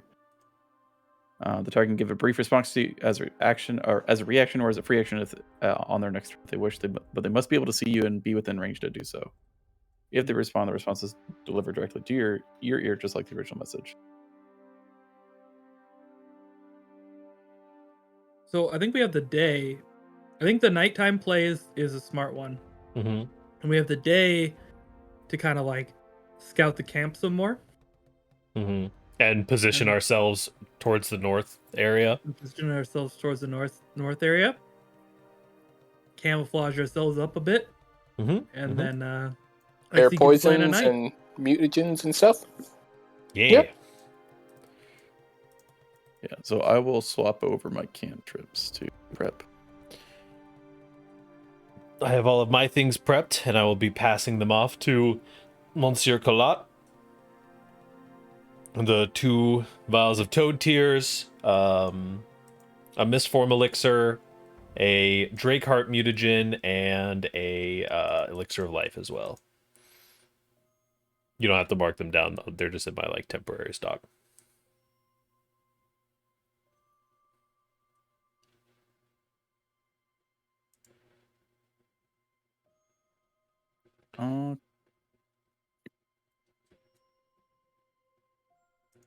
Yeah, so basically, if shit gets hectic, pop Drakeheart, then Mistform.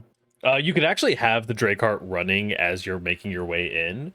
It gives you -1 to will saves, reflex saves, and recall knowledge checks, but you get a +2 perception, and it lasts for 10 minutes, and you also get +5 item bonus to AC, which might just give you like +1 AC.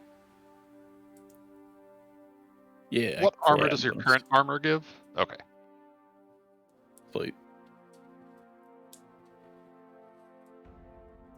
But it's something that you could like drink on your way in, even or before you go in Sweet. there. We'll do that. It's gonna taste like crap. The transformation's a little jarring the first time. It's just itchy. Weird. What a weird. So I guess we do that. Okay, so to make sure I'm following right, your plan is daytime, scout a bit more, then wait till night, then sneak in. Is that correct? Yeah. Daytime spent scouting and slowly and safely positioning ourselves around this north gate. Okay.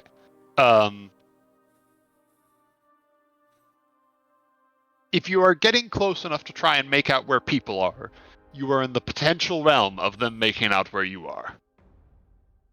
Who is going to be within that risky threshold? I think I will try and do some scouting. Yeah. I think that's I smart. think we can also maybe try and do some additional camouflaging of ourselves, Mm-hmm. like we've done in the past. Yeah, and I think that like once we get the initial like scout of the land, like we can potentially try to like in our getting ourselves positioned up here, like may change based on what we see in our patrols, but If they have like shift changes or something like that, I think using time as a resource during the day to get ourselves close safely.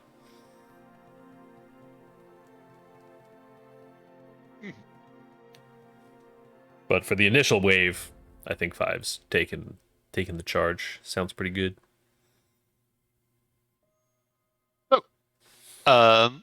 Everyone that is doing the scouting, give me both a stealth and perception check. Oh no. I will await your reports. Go, my soldiers. Oh no. The one time my stealth was bad. You're fine. Colette, are you involved in this part, or are you waiting for info? I'm probably just gonna wait for info on this one. Okay.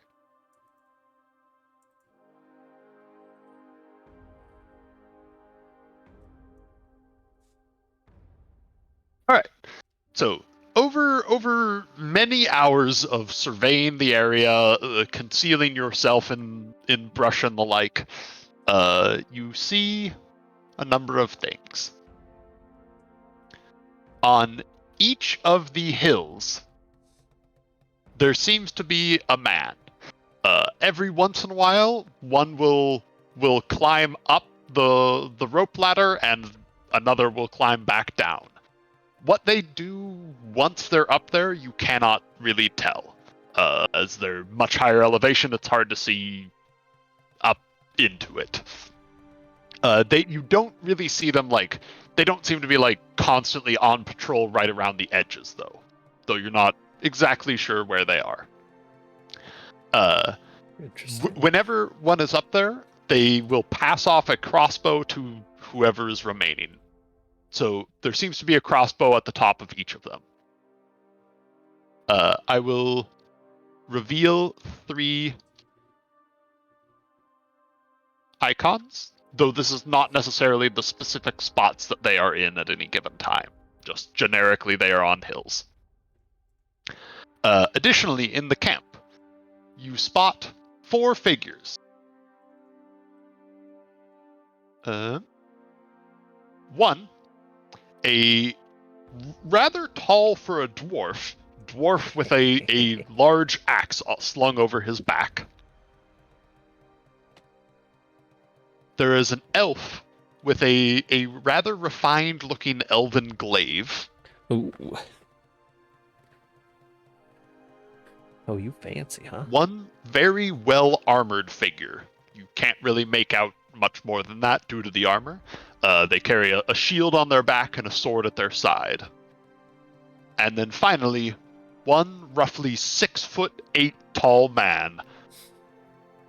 He has a massive spear, near pike length, sticking off of his back, and a large round shield. He is hideously ugly. His face is rather deformed. He has a number of burns and scars across him. There is no doubt that this is Kruda. I knew it. They're not specifically standing in that particular spot of the camp. They are moving about. Kruda, it takes you several hours before you even see Kruda rise from one of the bedrolls. He seems to wake up around 1 to 2 p.m.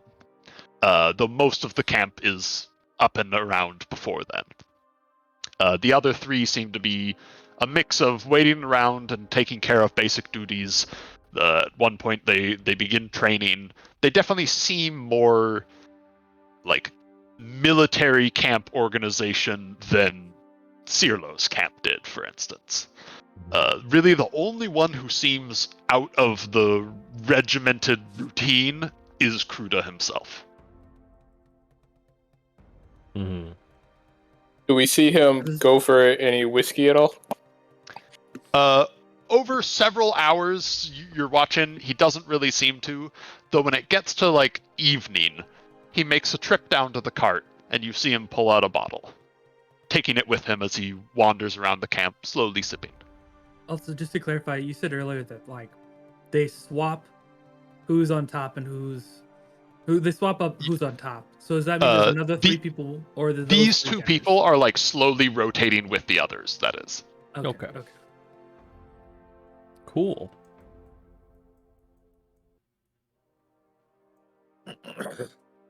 Okay. Did I say 3 people? I meant. I think I said 2 people. I meant 3 people. All 3 of them are swapping around. That should be everybody. That's 6 plus Kruda. Yep. Yeah. All right. Makes sense to me.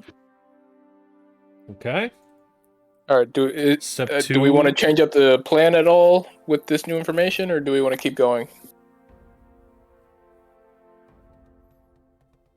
Seems like a I'm fine still plan. chilling.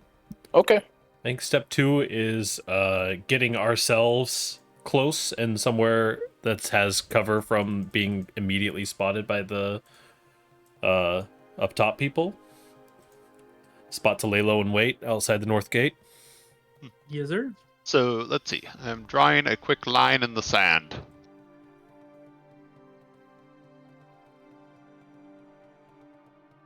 Behind this line, there's like virtually 0 chance of detection unless you are calling attention to yourself.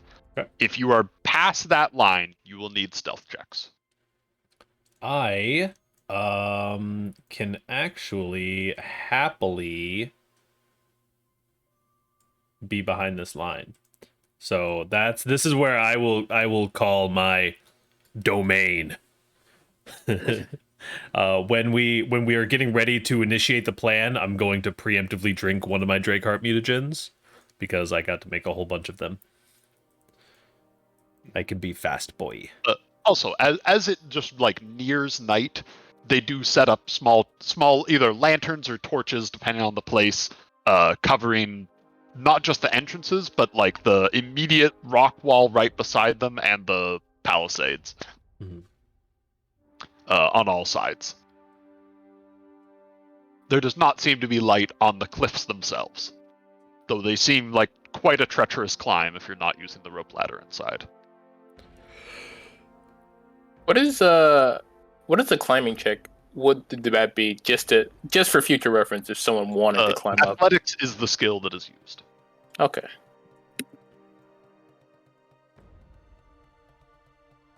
Are you guys wanting to sneak closer for the initial push, or? How would it be if I wanted to be here? Would I have to start back here and then make multiple stealth checks to get to this point, or would it just be one stealth check just to see if I can get here? You basically will need a stealth check per movement of yours past the green line. Okay. I'm honestly like strongly tempted to just stay behind the line also. Like I can move pretty far in a turn. Mm-hmm. So we moved 25. So if I move 75 feet, that's just one stealth check. That would be 3. That'd be 3 stealth checks to move 75. Okay. And granted, it will be a very low DC in this square. But like moving across here is going to be harder. Moving across here is going to be harder. You're getting closer to sight, closer to lights. Okay. Yeah. I will actually move at least 25. I think I'll From move one movement from the line also. from behind the line, I can be in the palisade in one turn. I'm pretty. I cannot. So from here, I could that's get one to stealth check. here in one turn.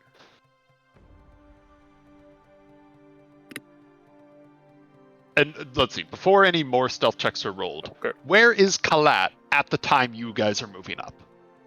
So it was all of this deemed underbrush that I could Yes, sneak up you to? have a stealth route all the way into the camp.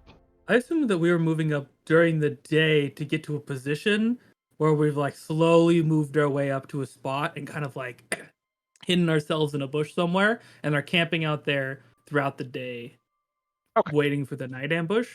Unless you've got so if basically if Wave botches this roll coming up, it is going to be in daytime. Is that correct? I think so. Yeah. Okay, gotcha. And I am gonna do just one movement. Okay, give me one stealth check. Alrighty. Boop. No pressure. You get your movement without incident. Spooky low number. There we go. Great. All right. Okay. That's my spot. All right. So then, is there any more movement before Kalat begins his stealth forward? Nope. Yes. Well, for me, yes. I'm still trying to go further. All right. Okay. Give me another stealth check. It will be a higher DC. Stop it, Ryan.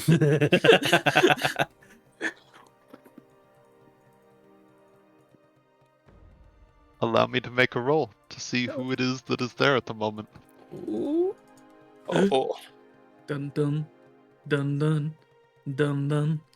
The keen-eyed guard seems to be on the south in that particular move. You are not spotted. You get one more movement. One of them is an elf. By the way, Well, I'm a little spooked by that. 25. Okay. I don't know if I should go any further. That Oh, seems Yeah, fine. you know, this seems Yeah. fine. Yeah, this seems Seems good. fine. Yeah. I just need to get to Right the here. camp. Yeah, see, I can make it to the camp in that. Okay. Okay. All All right. right. Allowing nightfall.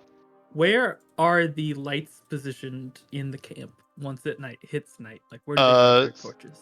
So they've got them on the entrances, very well positioned. Like it is not even dim light; it is bright light on the entire exterior.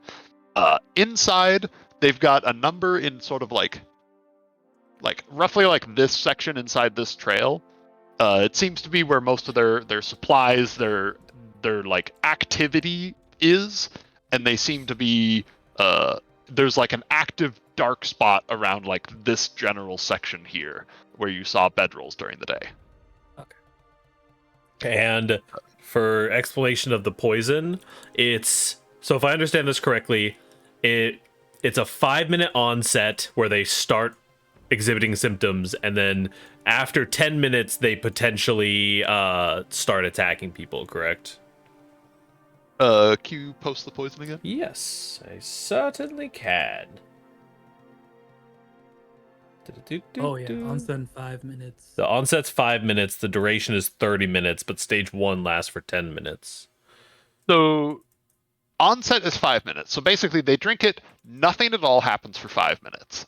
After 5 minutes, fort save. If he fails it, stage 1. Another 5 minutes, make another fort save. If he fails that one too, stage 2 confused attack. Okay, So it would be 10 minutes. gotcha. Or 5 if you crit fail it. Right. Okay. Cool. And then- just as a note of real world planning, at the time that combat breaks is where we are going to end this session. So Fair. you can stealth up, you can see if the poison plan works, then we will call it. Okay. Yeah. All right. Move in. Where do I get to with my underbrush? At this point, the armored figure and the one with an axe at the moment both seem to be either lying down or asleep. The other two are both around this section in a bit of a clearing, and early night. It is like actively early for people to be generally sleeping at this time, so they seem to just be like resting in shifts, sort of. These two are in a very like non-hostile military spar, just like training with each other. You are able to use your stealth without a roll to get all the way up to like here. Okay. It is just crossing this open path that is the risk for you. I throw the toad tears at the whiskey. Just dip my finger in Flash and attack. Actually, I had plenty of time to prepare for this. Did I have? How does this work? The target has to be a willing. could have prepared thoughtful gift. Would have if now knowing how it works, though I can't. But I could have just been like, gotten really crafty with this. Oh. If the target could have been Cute. inside the whiskey bottle, I would have used that. Adorable. Here, We could have have this. we could have hired our little Feywild friends to. They teleport themselves into the whiskey bottle, then we teleport something into their hands. All right, but instead, Where's that druid? Brute force. I move through. Give me a stealth can- roll. Get to the car. The guards And- look left, the guards look right, and then the guards look ahead and dash across. Is this longer than 6 seconds? No. I become nanite surgical. Yes. All right. Yes. Boop, boop, pop. Roll with a Stealth plus across. 2. Stealthily. So that is a 17, or that is? Oh, that's included. That is a That's a 15. Yeah. All right. Ooh. The one with a glaive is rolling at disadvantage for facing away from you. Huh. Granted. Negatives? It is dim light, and not for you, but Kruda is a human, and he does not seem to spot you as you slip across. That said, you're still gonna need to make it back. True. I got time for this.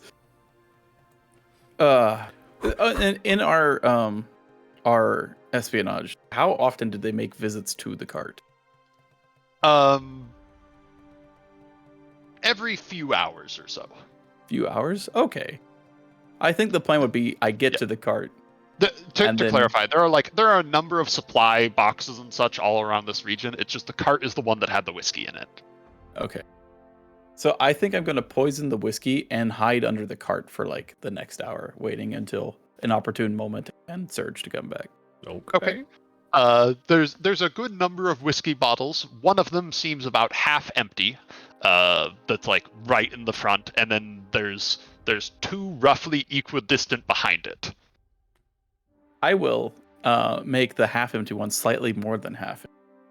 And then I will also slightly position the second one a little bit more towards the front than the other one. So it's just a little bit easier to grab, and that will also be poisoned.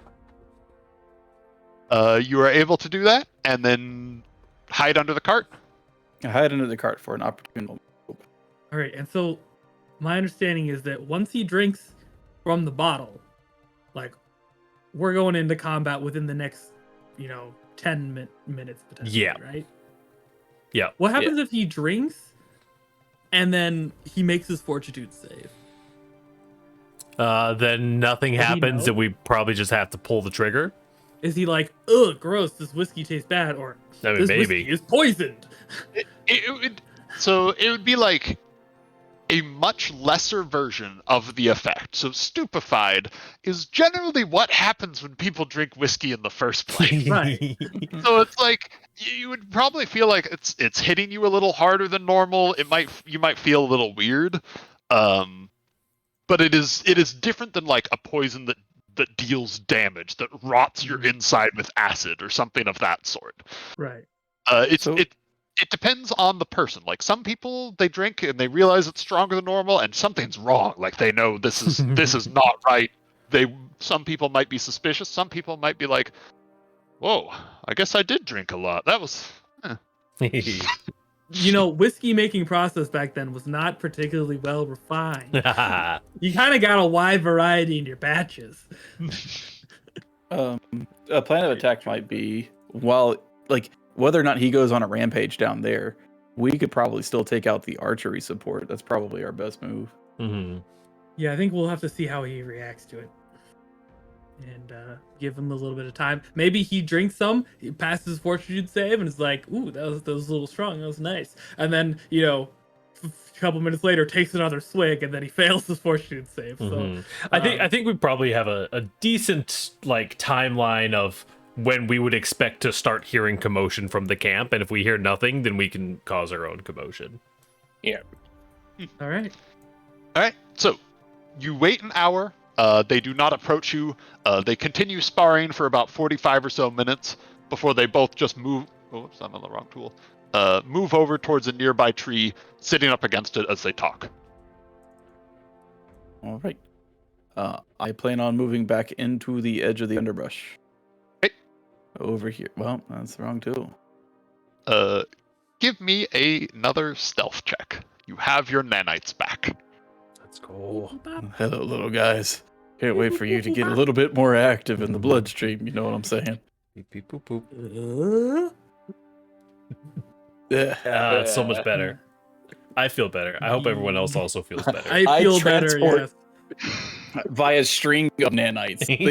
I just completely disassemble and reassemble on the other side. Using all your craftiness available to you, you sneakily dart across at the same time as a small breeze brushes through, just rustling leaves, making a tiny bit of cover, and also causing the brush that you dive into, the shaking of that not to even stand out as unusual, as you make your way back into the underbrush, and from there can continue out without much danger. I think what I would do is I'm going to stay positioned in here, but I will send a message to Oh yeah. Fives and tell him that the poison, Nice. All right. and I will be able to report back when he takes it. So, current plan, waiting? Waiting. Yep. 10 minutes. Baby All right. bird to Eagle's Start the next. The clock. package has He been hasn't delivered. drank it from me yet. Oh yeah. Takes about a full hour before the two eventually stand up and walk over towards the cart. Oh, the My two. nanites are back. Oh no, right. The two of them. Ruda reaches in, grabbing the whiskey, and immediately downs a bit. He then seems to pause for a moment before sharing it with his friend, who also takes a good swig, as they begin slowly passing the bottle back and forth amongst each other, sitting down on this tree stump as they look up into the night sky. Romantic. Questions about poisoning. Does drinking more of it increase the DC that you have to hit, or is it always the same? It's like, oh, once you're affected by the poison once from the same bottle, you know. They are, in game terms, they're both affected. Okay. Drinking, like if you just had a tiny sip and then put it away, there might be exceptions. Okay. It's a somewhat hand-wavy system. I'm Similar not to about the to arrow figure out the thing. exact number of milliliters in a bottle. They drink a dosage of the poison. So, Right. a few minutes Message pass back with to them. absolutely no impact, nor would you expect any. It takes a little while to sink in before the elf and Kruda, they don't really seem that affected. They just continue passing the bottle back and forth. It was DC 16, right? 19. 19. No, 19. Huh? I want Yeah. those 1 and 3s DC back. 19 port. However, still, Oh. neither of them seem affected. They continue passing back the half bottle. Kruda definitely drinking more than the elf, but both a fair share, for it is quickly Timbers. drained. Thank you for the raid. We're attempting to poison Kruda. No. And Kruda swiftly reaches for the second bottle, Second the bottle. most easily accessible one among them. Yes. Wait, hold on. We got another shot. This man's He unstoppers drinking. it, takes a big drink, before continuing to drink with his companion, Hi, elf? Solomon. You know me. and Kruda. Oh. You're watching for a time, no real impact as they continue to share. Their laughs getting a little louder. Unclear at first if it's the toads or just the fact that this is their second bottle of whiskey between them. But after a little bit, their motions stumble just a slight bit. For such a big man, it seems unlikely that he's this alcohol. As he sort of looks to the other one, and you see them It's going talking, great. We're though winning. you're too far away to hear quite what their words are. I have read We lips. spent like an Are they hour talking in English? orchestrating Can I see this them? poison plot I would say to of poisoning read their this lips, guy's you would need whiskey, to be and it just closer. took Do you want to effect. try and stealth forward? Nah. Also, I forgot it's dark. I probably can't see that far in the dark. They are in the Yeah. light, but you're just Very far away. 205 feet away. Like a football field away. What's his lips doing? Okay. So His Kalat lips are messaged like me. this big, and he's like. Kalat messaged me, and I'm Predator like, lips. "Can you repeat what their lips are making, and I'll read your lips." Also, hello, Raiders. Hello. Lip reading chain. Continuing for the next 5 minutes, I take it. And Yep, we're just about to waiting. see if this poison All plot right. succeeds. The elf, Kruta. You see that they continue talking before eventually Kruta shoves the elf. A few shouts go back and forth before both of them draw weapons, and we will continue next time. Yes! We did it! Wait, we don't know if this is just the alcohol talking or the toast. Maybe this is normal. This might just be We their haven't normal seen like them Friday drunk night, yet. but we could have just waited and this would have happened. All right. Good job, Yes. The only problem with this plan is now they're both going to fight while drunk, so I don't know as much damage will be done. I mean, listen, it's Or more damage would be it's done. still it's a full minute of this dude like just attacking whatever's closest to him, which is like One thing to keep in mind: when you take damage, you have a chance to break the okay, confused it's condition. potentially But a full minute. Oh, that's hype. Dealing damage doesn't allow a recheck, so if only one of them's winning, they're just gonna wallop And on the other guy's one. drunk. Like, what's he gonna do? Awesome. Very rad. Alright. Successful poisoning. Whew. Well, We poisoned their poison with poison. And now they're poisoned. with poison. Poisoning the second bottle was clutch. Yeah. Pulling Made it it. forward, nice touch. It's like, Yeah. This is really inconvenient. Choice paralysis is not something you want to be faced with. We don't want a 50-50 shot of just This- fucking up the plan. Just a full 5 minutes of this guy standing like half plastered in front of the alcohol cart, just like, do I want this one or this one? Which, I mean, this one, I already drank a lot of this. Maybe I'll get the full one instead. I don't know. Good He session. forgot to check the plastic seals. I'm glad we were able to actually play for once in 3 months, 2 months. It feels like it's been 1,000 years, but I think it's Dude, only we're- been like a month. We're past December the holidays. 8th was the last one. Almost exactly 1 month. I think we also missed a session like right before that. So like Mhm. 2 sessions ago was November 10th. Yeah. That's a long time ago. Yeah. Holidays are over. Papa bless. Should be a little more regular from now. Yeah. Alright. Well, it's 11:30. I gotta Absolutely I will just note one quick thing. Not the 2 weeks from now, but the 2 weeks after that, I will be out of town for my birthday. So Okay. 2 sessions from now, I will need to cancel.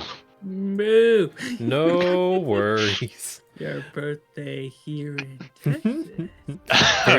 I'm visiting my parents down in California. They're flying me down for my birthday. It's gonna be Nice. warm. All Hopefully right. it'll be warm here too. All right. See ya. I'm going to get out of here. Peace. Yeah. Bye-bye. Okay. Well, that is actually just the end of the stream for me, man, and woman. And hi, Raiders. I'm so happy that you're all here. You're all going to be here to check if my fancy schmancy credits work, because I've been trying to figure out credits for my other D&D stream that happens on Sundays. Let's see. I think I go to this screen, and I should just have credits rolling above my face right now. Although they don't seem to be working. That's not great. Why? Why not? Okay. If I refresh cache of current page, I can see them. I can see them in a projector. Control audio, use custom frame rate.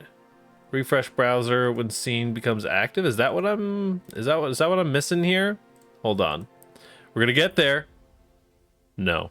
No credits. I'm gonna figure out this credit stuff. Yes, thank you, Tibbers. I would love to have a guide the raid, friend. Let's see who we got in here. Who is this?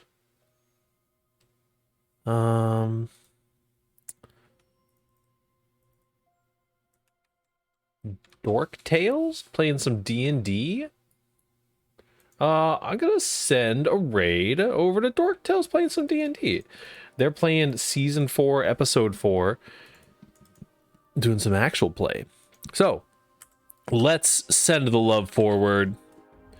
Dork Tales with a space. No space. They're followers only. Okay. That should be just fine.